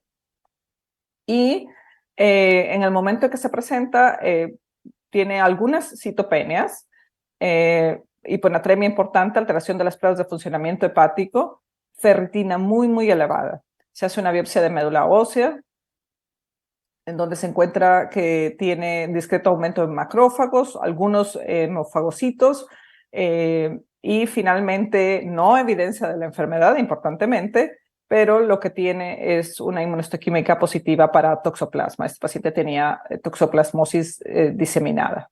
Entonces, en pacientes que no están recibiendo profilaxis, eso se me pasó mencionarlo aquí, este paciente no estaba recibiendo profilaxis con Bactrim porque tenía deficiencia de glucosa 6-fosfato deshidrogenasa. Este es el momento donde vamos a ver las infecciones de escape que no estamos previniendo. Entonces, neumocistis frecuentemente las vemos en estos pacientes en que no se ha reiniciado la profilaxis, toxoplasmosis, como en este caso, y en receptores de trasplante de médula ósea es frecuente que se presente como fiebres de alto grado. La neumonía es la forma de presentación más común, a diferencia de otras poblaciones donde el sistema nervioso central es el más afectado. En receptores de trasplante, solo el 10 a 15% de los pacientes va a tener afección al sistema nervioso central. Nuevamente, este es el periodo de riesgo para otras infecciones oportunistas.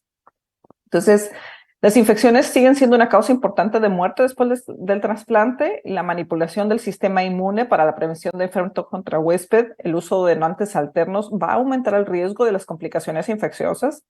Las profilaxis funcionan, pero siempre van a existir infecciones de escape y los patógenos clásicos siguen siendo comunes, las bacteremias, la aspergilosis invasiva y CMV. Y el manejo de las infecciones virales es un reto y un desafío. Tenemos malísimos antivirales. El mejor antimicrobiano pues, va a ser siempre el sistema inmune.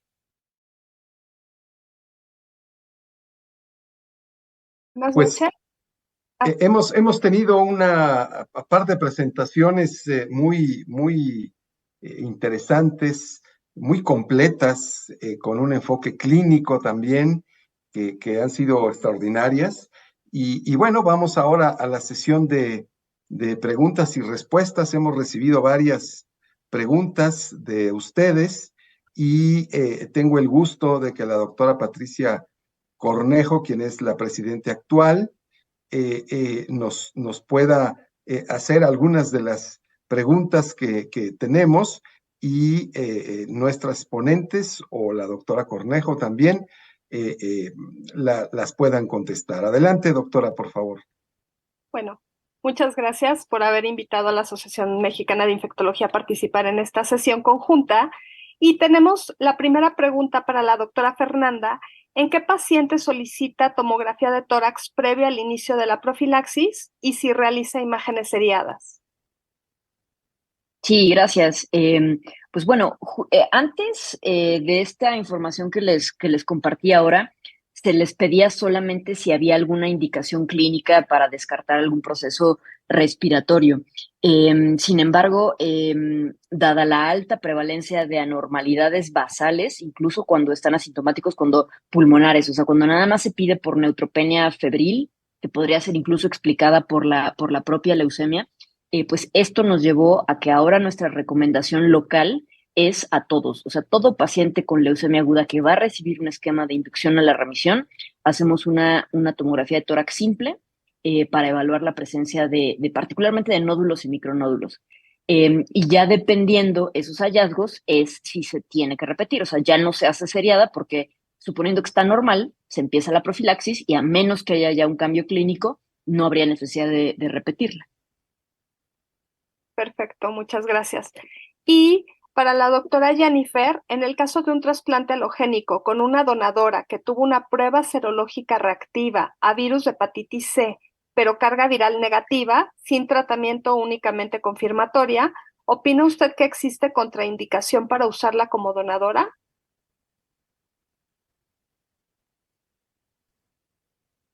Qué buena pregunta. Entonces, lo que entiendo es anticuerpos positivos para virus de hepatitis C con carga viral indetectable, pruebas de funcionamiento hepático normales, asumo yo, ¿cierto? Cierto. Bueno, no lo especifica, pero así lo entendí igualmente. Ajá. Yo me imagino que sí. Bueno, no, en realidad si no hay, si la carga viral es completamente normal, y este es el mejor donador que tenemos, lo más probable es que este sea un adecuado donador. Nosotros sí tomaríamos a este donador. Muy bien. Tenemos por aquí algunas otras preguntas. Esta es para la doctora González. ¿Cuál es el mejor momento? Es una pregunta un poco general, pero ¿cuál es el mejor momento para iniciar la profilaxis antifúngica y en qué momento suspenderla? Ya nos comentó algo al respecto, pero si quiere puntualizarlo con esta pregunta, por favor. Sí, claro. Vaya, en el momento en el que se hace como tal el diagnóstico de una leucemia aguda, lo más pronto posible hay que empezar la profilaxis, pero lo que hay que hacer antes es descartar que haya ya un proceso preexistente. Entonces, suponiendo que hagamos estudio de imagen y que no haya evidencia de infección fúngica, pues entonces empezamos la profilaxis lo antes posible, nada más teniendo en cuenta, por ejemplo, el margen de las 24 horas para recibir la quimioterapia con antraciclanos. Pero en realidad, en tanto yo descarte que hay una infección fúngica, ahí es el momento para empezarla y se suspende cuando el paciente sale de la neutropenia, o sea, cuando ya está estable 2 días la cuenta de neutrófilos arriba de 500 o de 1000, ahí ya se puede suspender. Perfecto. Y para la doctora Cuellar tenemos esta pregunta. ¿Cuándo iniciar la vacunación en pacientes con trasplante de células progenitoras hematopoyéticas y qué esquema se recomienda? En términos generales, es bien importante que la vacunación, o sea, hay que recordar que la vacunación, los pacientes no van a responder muy bien en los primeros meses post-trasplante a la vacuna. A pesar de esto, recomendamos que se vacunen. Y lo ideal es que entre 3 a 6 meses se inicie la vacunación. Si no estamos en la mitad de un periodo de un brote o a la mitad de la temporada de influenza, entonces normalmente a 6 meses posterior al trasplante es cuando se inician las vacunaciones. Pero digamos que es diciembre y hay mucha influenza y son 3 meses posterior al trasplante, es posible empezar la vacunación incluso a los 3 meses posterior al trasplante. Los esquemas de vacunación que se van a seguir son siempre las vacunas de vivos. O sea, finalmente tenemos que revacunar completamente a nuestros pacientes. Las infecciones, las vacunas recomendadas inicialmente son nuevamente aquellas que no son de virus vivos atenuados. Estas se deben de desplazar hasta al menos 2 años posterior al trasplante. Usualmente nosotros le damos prioridad a las vacunas de los virus como COVID, como influenza, como neumococo.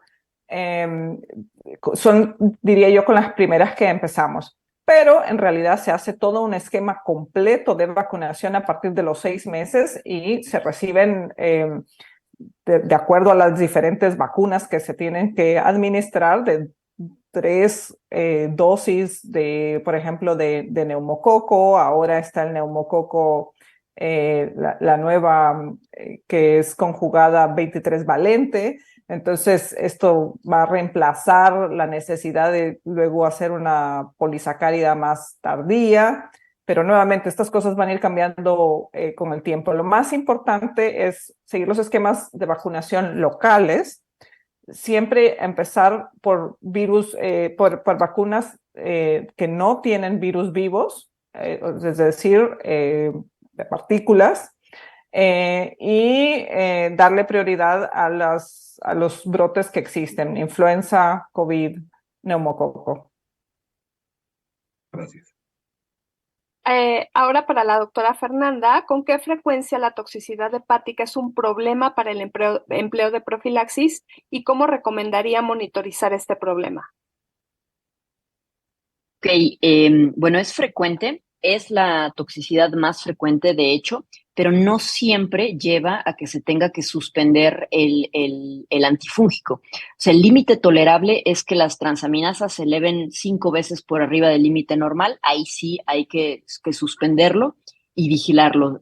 Habitualmente, pues se tendrían que estar monitoreando por lo menos cada 5 o 7 días las pruebas de función hepática, y si se empiezan a notar pues que haya anormalidades, tiene que ser algo más estrecho. También recordar que tenemos, en el caso de trasplantes haploidénticos, ¿qué esquema de profilaxis?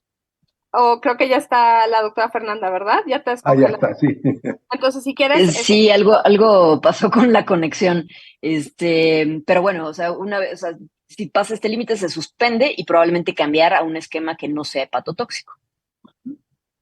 Perfecto. Ahora sí, con la doctora Jennifer, en el caso de los trasplantes haploidénticos, ¿qué esquema de profilaxis usan en su centro?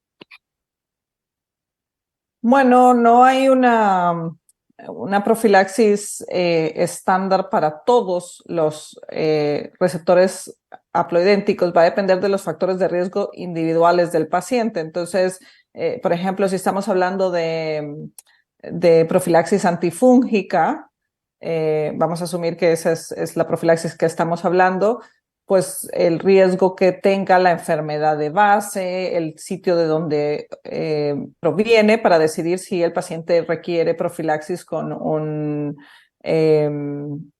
azol de espectro extendido, es decir, posaconazol, es lo que nosotros usamos cuando decidimos utilizar, cuando decidimos que alguien tiene riesgo elevado de una infección fúngica por hongos filamentosos. Si este no es el caso, nosotros les dejamos fluconazol. Entonces, pero nuevamente es individualmente de acuerdo a la enfermedad, de acuerdo a los factores de riesgo diferentes de cada individuo.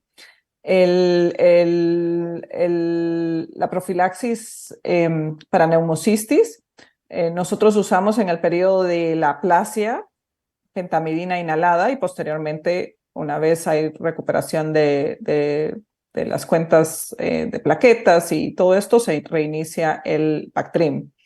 La profilaxis para CMV, solo en los receptores seropositivos, nosotros usamos letermovir. En la profilaxis para herpes simple y virus de varicela zoster usamos aciclovir. Importante recordar que el letermovir no tiene actividad contra herpes simple o ni virus de varicela zoster, entonces hay que todavía dejar la profilaxis contra este virus en forma simultánea. ¿Y qué más me está faltando? En pacientes de alto riesgo damos profilaxis con ivermectina para pacientes que pueden haber estado expuestos a estrongiloides. Entonces les damos unas dosis previo al trasplante.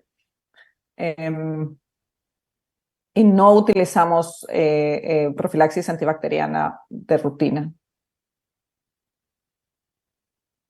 Muy bien.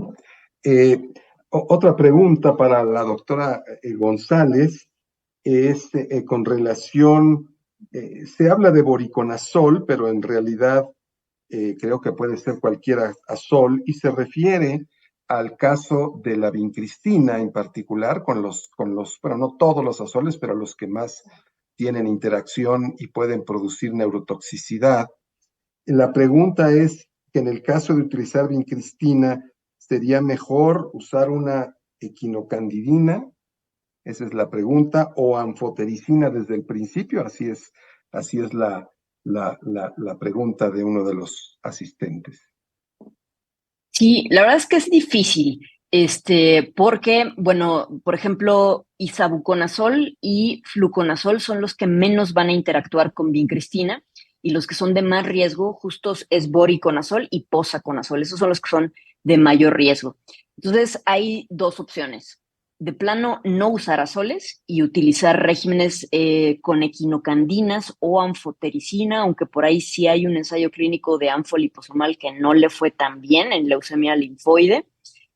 O hay otra estrategia que es recomendación de experto, en donde cuando se va a indicar la vincristina, se puede suspender los azoles en las 48 horas, o sea, dar un margen de 48 horas alrededor de la dosis de vincristina sin azoles y retomar los azoles después de eso. O sea, ese es el periodo crítico para desarrollar la interacción. El problema es que algunos de los esquemas, por ejemplo, CalGB, que es el que más se utiliza ahorita en el instituto, es vincristina casi cada tercer o cuarto día. Entonces, pues estar suspendiendo la profilaxis con tanta frecuencia lleva a que no se alcanzan niveles y de nada sirve utilizar azoles de esa manera.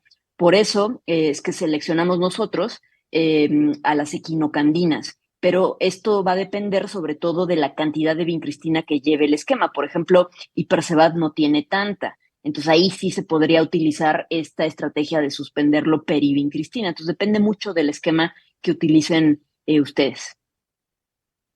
Muy bien. Para la doctora Cuellar, tenemos esta pregunta, que ya se hizo una pregunta en relación a hepatotoxicidad, pero esto es en el contexto de pacientes, en particular post-trasplante halogénico, que tienen elevación de las aminotransferasas. Para descartar una infección por virus hepatotropos, ¿qué estudios recomienda realizar?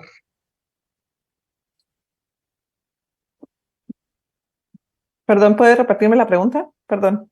Sí, un paciente con trasplante halogénico que tiene toxicidad hepática con elevación de transferasas, de aminotransferasas, para descartar una infección por virus hepatotropos, ¿qué estudios recomendaría usted usar? Claro que hay que descartar otras causas. Sí.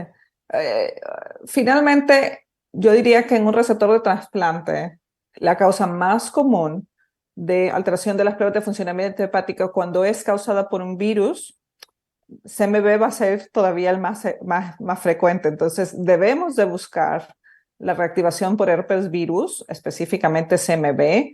También pueden haber hepatitis virales por varicela zoster, usualmente con manifestaciones en la piel y que podría diseminarse.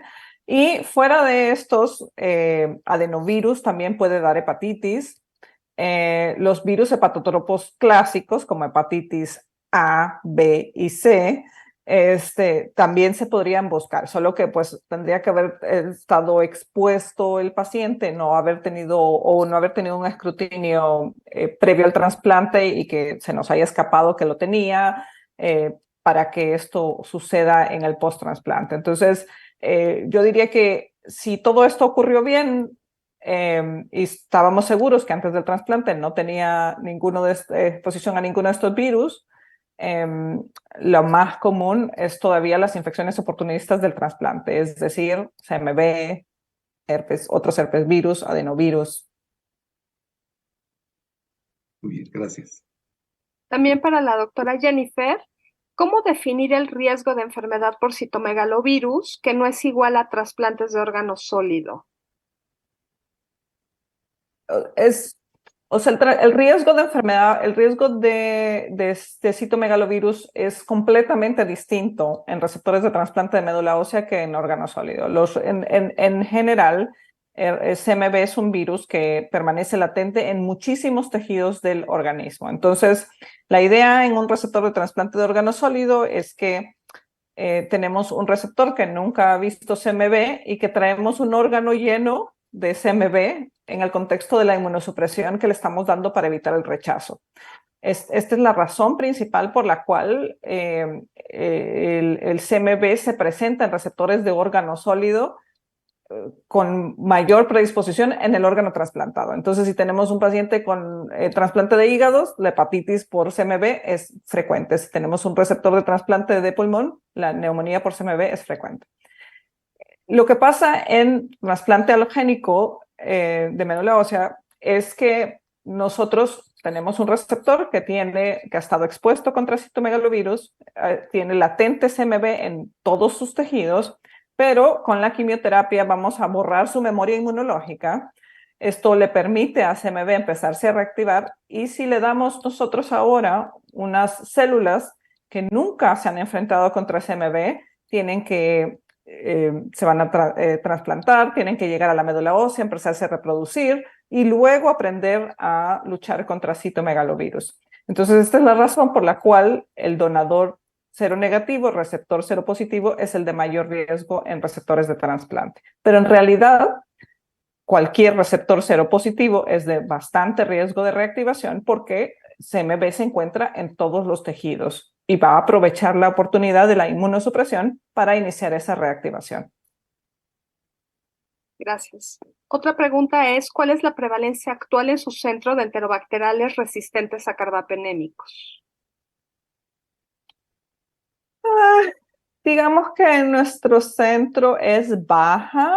Yo diría que debe de ser como el 5%, 10% a lo mucho.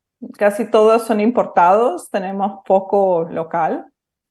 En ese sentido, yo trabajaba en México y teníamos mucha más resistencia antimicrobiana en México, en los pacientes que venían de la casa. Muy bien. Con respecto un poco al diagnóstico oportuno, que también es una parte, claro, mucho más extensa, no vamos a hablar de eso ahora, pero hay una pregunta con relación a la doctora González, cuándo solicita el galactomanano y cuándo repetirlo. Y yo abundaría un poco más en el sentido de cuál es el proceso diagnóstico. Claro que depende del cuadro clínico, pero en particular, por ejemplo, para Aspergillus, ¿qué se recomienda? Sí, es muy importante. Aquí, en el caso de la neutropenia febril, recordar que a partir del 5.º día de fiebre persistente hay que pensar en dónde está el hongo y buscarlo activamente. Entonces, esto implica hacer tomografía tanto de tórax como de senos paranasales para ir a buscar directamente si hay algo sugestivo. Entonces, eso es inmediato. Y el galactomanano es es la alternativa, el biomarcador más útil para el diagnóstico de Aspergillus, pero tiene una limitante. Cuando la profilaxis que usamos es activa contra Aspergillus, el rendimiento diagnóstico del galactomanano en suero se reduce. O sea, no es cero, pero reduce, no es ese 70-80% que dicen las guías. Entonces, por ejemplo, tener un galactomanano en suero negativo en presencia de nódulos no descarta y obliga a hacer un lavado bronquialveolar lo más pronto posible, porque ahí no se pierde tanto el rendimiento del galactomanano. Entonces, el algoritmo sería, si a partir del 5.º día hay fiebre, es ir a buscar el hongo por imagen, idealmente el galactomanano temprano, idealmente en lavado bronquialveolar, o si encontramos anormalidades en senos paranasales, es la exploración del otorrino directa para ir a buscar lesiones que biopsiar. Ahora, nada más, perdón, para agregar, cuando no usamos la profilaxis activa contra Aspergillus, o sea, cuando usamos fluconazol, ahí sí es válido estar monitoreando en suero, pues puede ser, depende cada centro qué tan frecuentemente lo corra, pero ahí sí es válido monitoreo asintomático en sangre del galactomanano, y si además se agrega el cuadro clínico, pues es válido y ahí no pierde el rendimiento diagnóstico. Entonces depende de esas dos cosas. Muy bien. Hay otra pregunta con relación a las infecciones que ya también la doctora Cuellar comentó, pero si pudiera hacer un poco más de énfasis, la diferencia en la secuencia y en el tipo de infecciones en un trasplante que es mieloablativo en comparación de un trasplante de intensidad reducida. Yeah. La principal diferencia en el acondicionamiento de un mieloablativo versus intensidad reducida es el periodo previo al injerto, el daño a órgano blanco y la mucositis. Es mucho menor con el de intensidad reducida. Esto no quiere decir que la inmunosupresión, es decir, el segundo periodo de riesgo, va a ser necesariamente de menor riesgo. Eso va a depender de la inmunosupresión que utilice el esquema en particular que se establezca. Entonces, la diferencia principal viene en el periodo de riesgo de infecciones bacterianas y fúngicas por disrupción de mucosas, por la menor intensidad en los de baja intensidad, que no son mieloablativos. Muy bien. Y yo tengo pregunta también para la doctora Jennifer. En pacientes con neutropenia, ¿cuándo utilizar profilaxis con antibióticos como quinolonas? Esa es un área que está siendo altamente debatida porque los estudios que apoyan la profilaxis con fluoroquinolonas son básicamente de los dos décadas ya, el 2000 más o menos, donde se demostró que el uso de fluoroquinolonas en pacientes que iban a estar con una neutropenia que se esperaba fuera mayor de 7 días, disminuía el riesgo de infecciones de bacteremias en forma significativa. Ese es el estudio clave que cambió las prácticas. No mostró una diferencia en la mortalidad, pero sí un metaanálisis posterior donde se incluyeron muchos de esos pacientes parecía que también tenía un impacto en la mortalidad. A medida que hemos aprendido de todas las 20 años después, hemos aprendido uno de los efectos secundarios de las fluoroquinolonas, de la probabilidad de otras infecciones como Clostridium, de la probabilidad de resistencia antimicrobiana, que ha surgido en forma explosiva en las últimas décadas. nosotros los infectólogos y los hematólogos también nos hemos preguntado qué tan válida es esa recomendación de hace 20 años con las bacterias que tenemos en la actualidad. Entonces, lastimosamente, hay pocos estudios en la actualidad que traten de responder esa pregunta, pero los pediatras que frecuentemente nos ganan a los adultos, creo que en el 2019 me parece que fue, hicieron ese estudio en época actual. Y ellos incluyeron pacientes que iban a recibir quimioterapia de inducción a la remisión para leucemias agudas, ya sean linfoides o mieloides, y pacientes que se iban a trasplantar. En la evaluación de la mitad del estudio, el Comité de Seguridad paró el estudio más o menos a la mitad porque la reducción en el número de bacteremias en la población era significativamente menor en el grupo que había recibido levofloxacina. Entonces, este es un estudio que se hizo en Estados Unidos, en varios centros en Estados Unidos con las prevalencias de Estados Unidos. Esto es importante ponerlo porque no aplica si nuestras infecciones son el 80% resistentes a fluoroquinolonas, posiblemente no vamos a tener ese efecto tan dramático. Pero en ese estudio, nuevamente reciente, en los pacientes sí hubo una disminución significativa en el número de bacteremias. Desafortunadamente se paró temprano porque no pudimos ver si también iba a ser el efecto en la mortalidad. Pero cuando ya se paró, habían reclutado ya la totalidad de los pacientes que iban a recibir trasplante de médula ósea y este efecto no se vio en los receptores de trasplante de médula ósea como se vio en los pacientes que recibían quimioterapia de inducción a las leucemias. Entonces, posterior a eso, el año siguiente de eso, salieron las guías de recomendación pediátrica del tratamiento de neutropenia grave y fiebre y profilaxis antimicrobiana y lo que ellos dijeron, bueno, pues los niños que van a recibir una quimioterapia de inducción para leucemias que se espera van a estar neutropénicos más allá de 7 días, deberían de recibir levofloxacina y probablemente los receptores de trasplante, quién sabe si se beneficien, tal vez no y lo dejan un poco como que probablemente no. En adultos no existe esa información, pero tampoco hay mucho para pensar que sea muy distinto cuando lo que más afecta es la probabilidad de que nuestra profilaxis sea eficiente. Entonces yo creo que lo más importante es saber en nuestro centro, en nuestra región geográfica, cuál es la probabilidad de que profilaxis con levofloxacina funcione. Finalmente las profilaxis funcionan siempre y cuando lo que queramos prevenir es susceptible al antibiótico o antifúngico que estamos dando.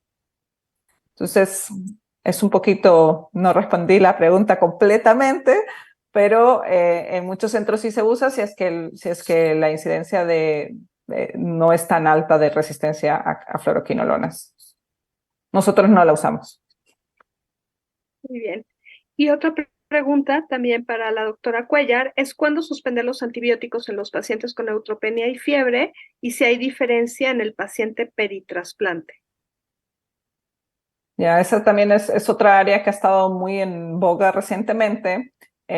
Clásicamente, un paciente que estaba neutropénico se iniciaba tratamiento antimicrobiano una vez desarrollaba el primer episodio de neutropenia grave y fiebre y no se suspendía el antimicrobiano hasta que había recuperación de los neutrófilos. O se tratara la infección que se había identificado, lo que ocurriera después. Pero nuevamente a raíz de la resistencia antimicrobiana, a raíz de la preocupación de todo lo que estamos causando como desastre en el uso irracional de antibióticos, se ha cuestionado si la evidencia que conducía a esa práctica era suficiente como para decir esto es lo que debemos de hacer.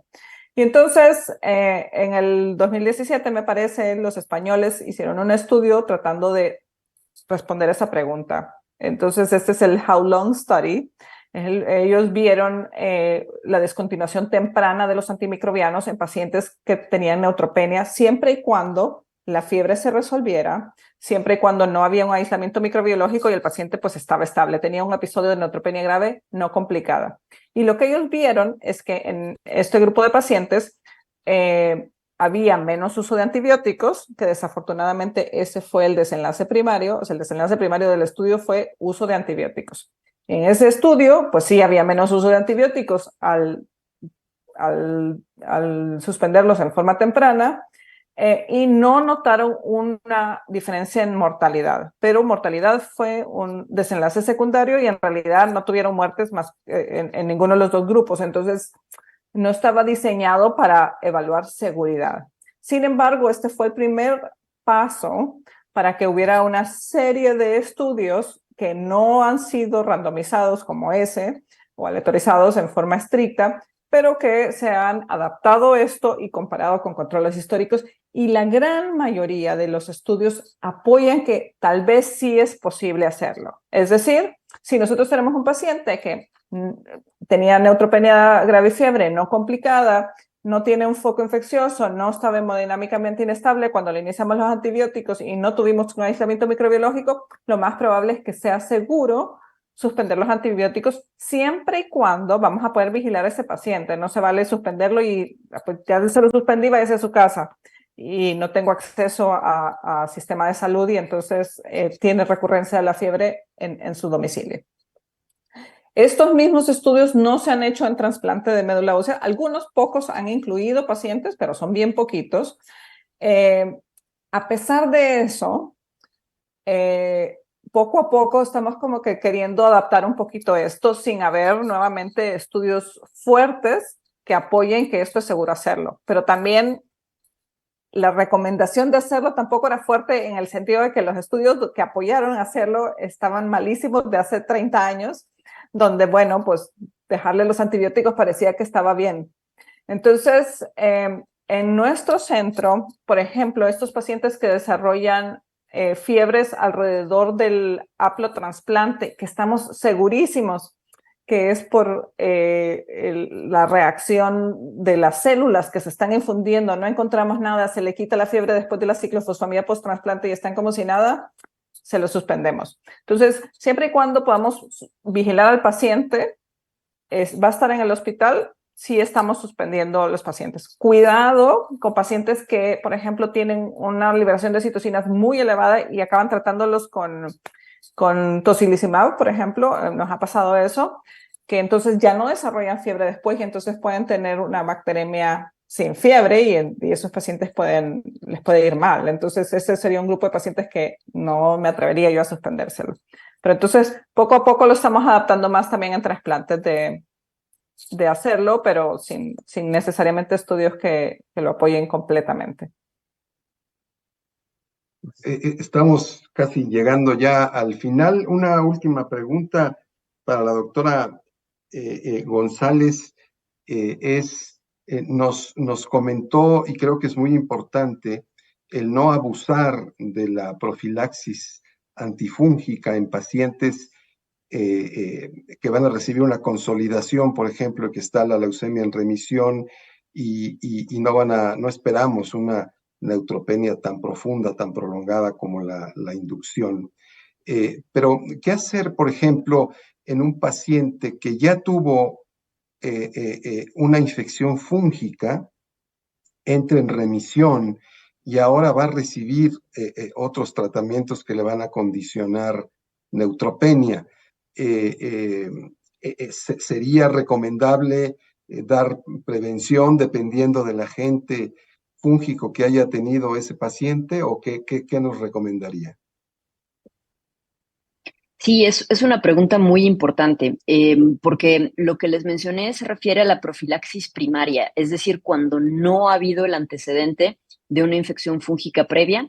Entonces, en consolidaciones, la prevalencia de la sífilis no es lo suficientemente importante como para que se recomiende usar antifúngicos. Pero otra cosa es la profilaxis secundaria, o sea que cuando ya ocurrió, cuando ya detectamos una infección fúngica, particularmente los hongos filamentosos, ahí sí hay que dejar en todo periodo de neutropenia, hay que reiniciar la profilaxis de manera, o sea, secundaria pues, pero con el agente que utilizamos como tratamiento. En este caso, es una persona que tuvo aspergilosis y que recibe la consolidación y vuelve a entrar en neutropenia, hay que dejarle durante todo ese tiempo pues voriconazol o posaconazol, a lo que se tenga acceso, el tiempo que le dura la neutropenia. Y así, en cada ciclo donde ocurra neutropenia, se tiene que reiniciar durante ese tiempo, pero ya como una profilaxis secundaria. Eso sí es muy importante. Perfecto, pues hemos llegado ya por tiempo. Creo que ha sido una extraordinaria sesión. Siempre es muy importante la interacción de dos sociedades y qué bueno que la doctora Cornejo nos acompaña. Creo que tanto la doctora Cuellar como la doctora González nos han dado extraordinarias presentaciones bueno, ¿qué será de los comentarios que han sido también muy enriquecedores para todos nuestros escuchas en esta noche? Así que, pues, doctora Cornejo, si quiere comentar alguna cosa en particular. Pues realmente nada más me sumo también a las felicitaciones. Creo que este tipo de interacción y de trabajo en conjunto enriquece mucho a ambas partes, ¿no? Y esperemos poder colaborar en un futuro no tan lejano otra vez con ustedes. Gracias. Pues muchas gracias y seguramente lo estaremos haciendo porque creo que hay muchos otros temas donde la interacción de mato e infecto son muy importantes. Gracias a los asistentes, creo que no han invertido su tiempo mal, lo han invertido muy bien en esta excelente sesión. Y gracias nuevamente, que pasen muy buenas noches. Gracias por la invitación. Buenas noches.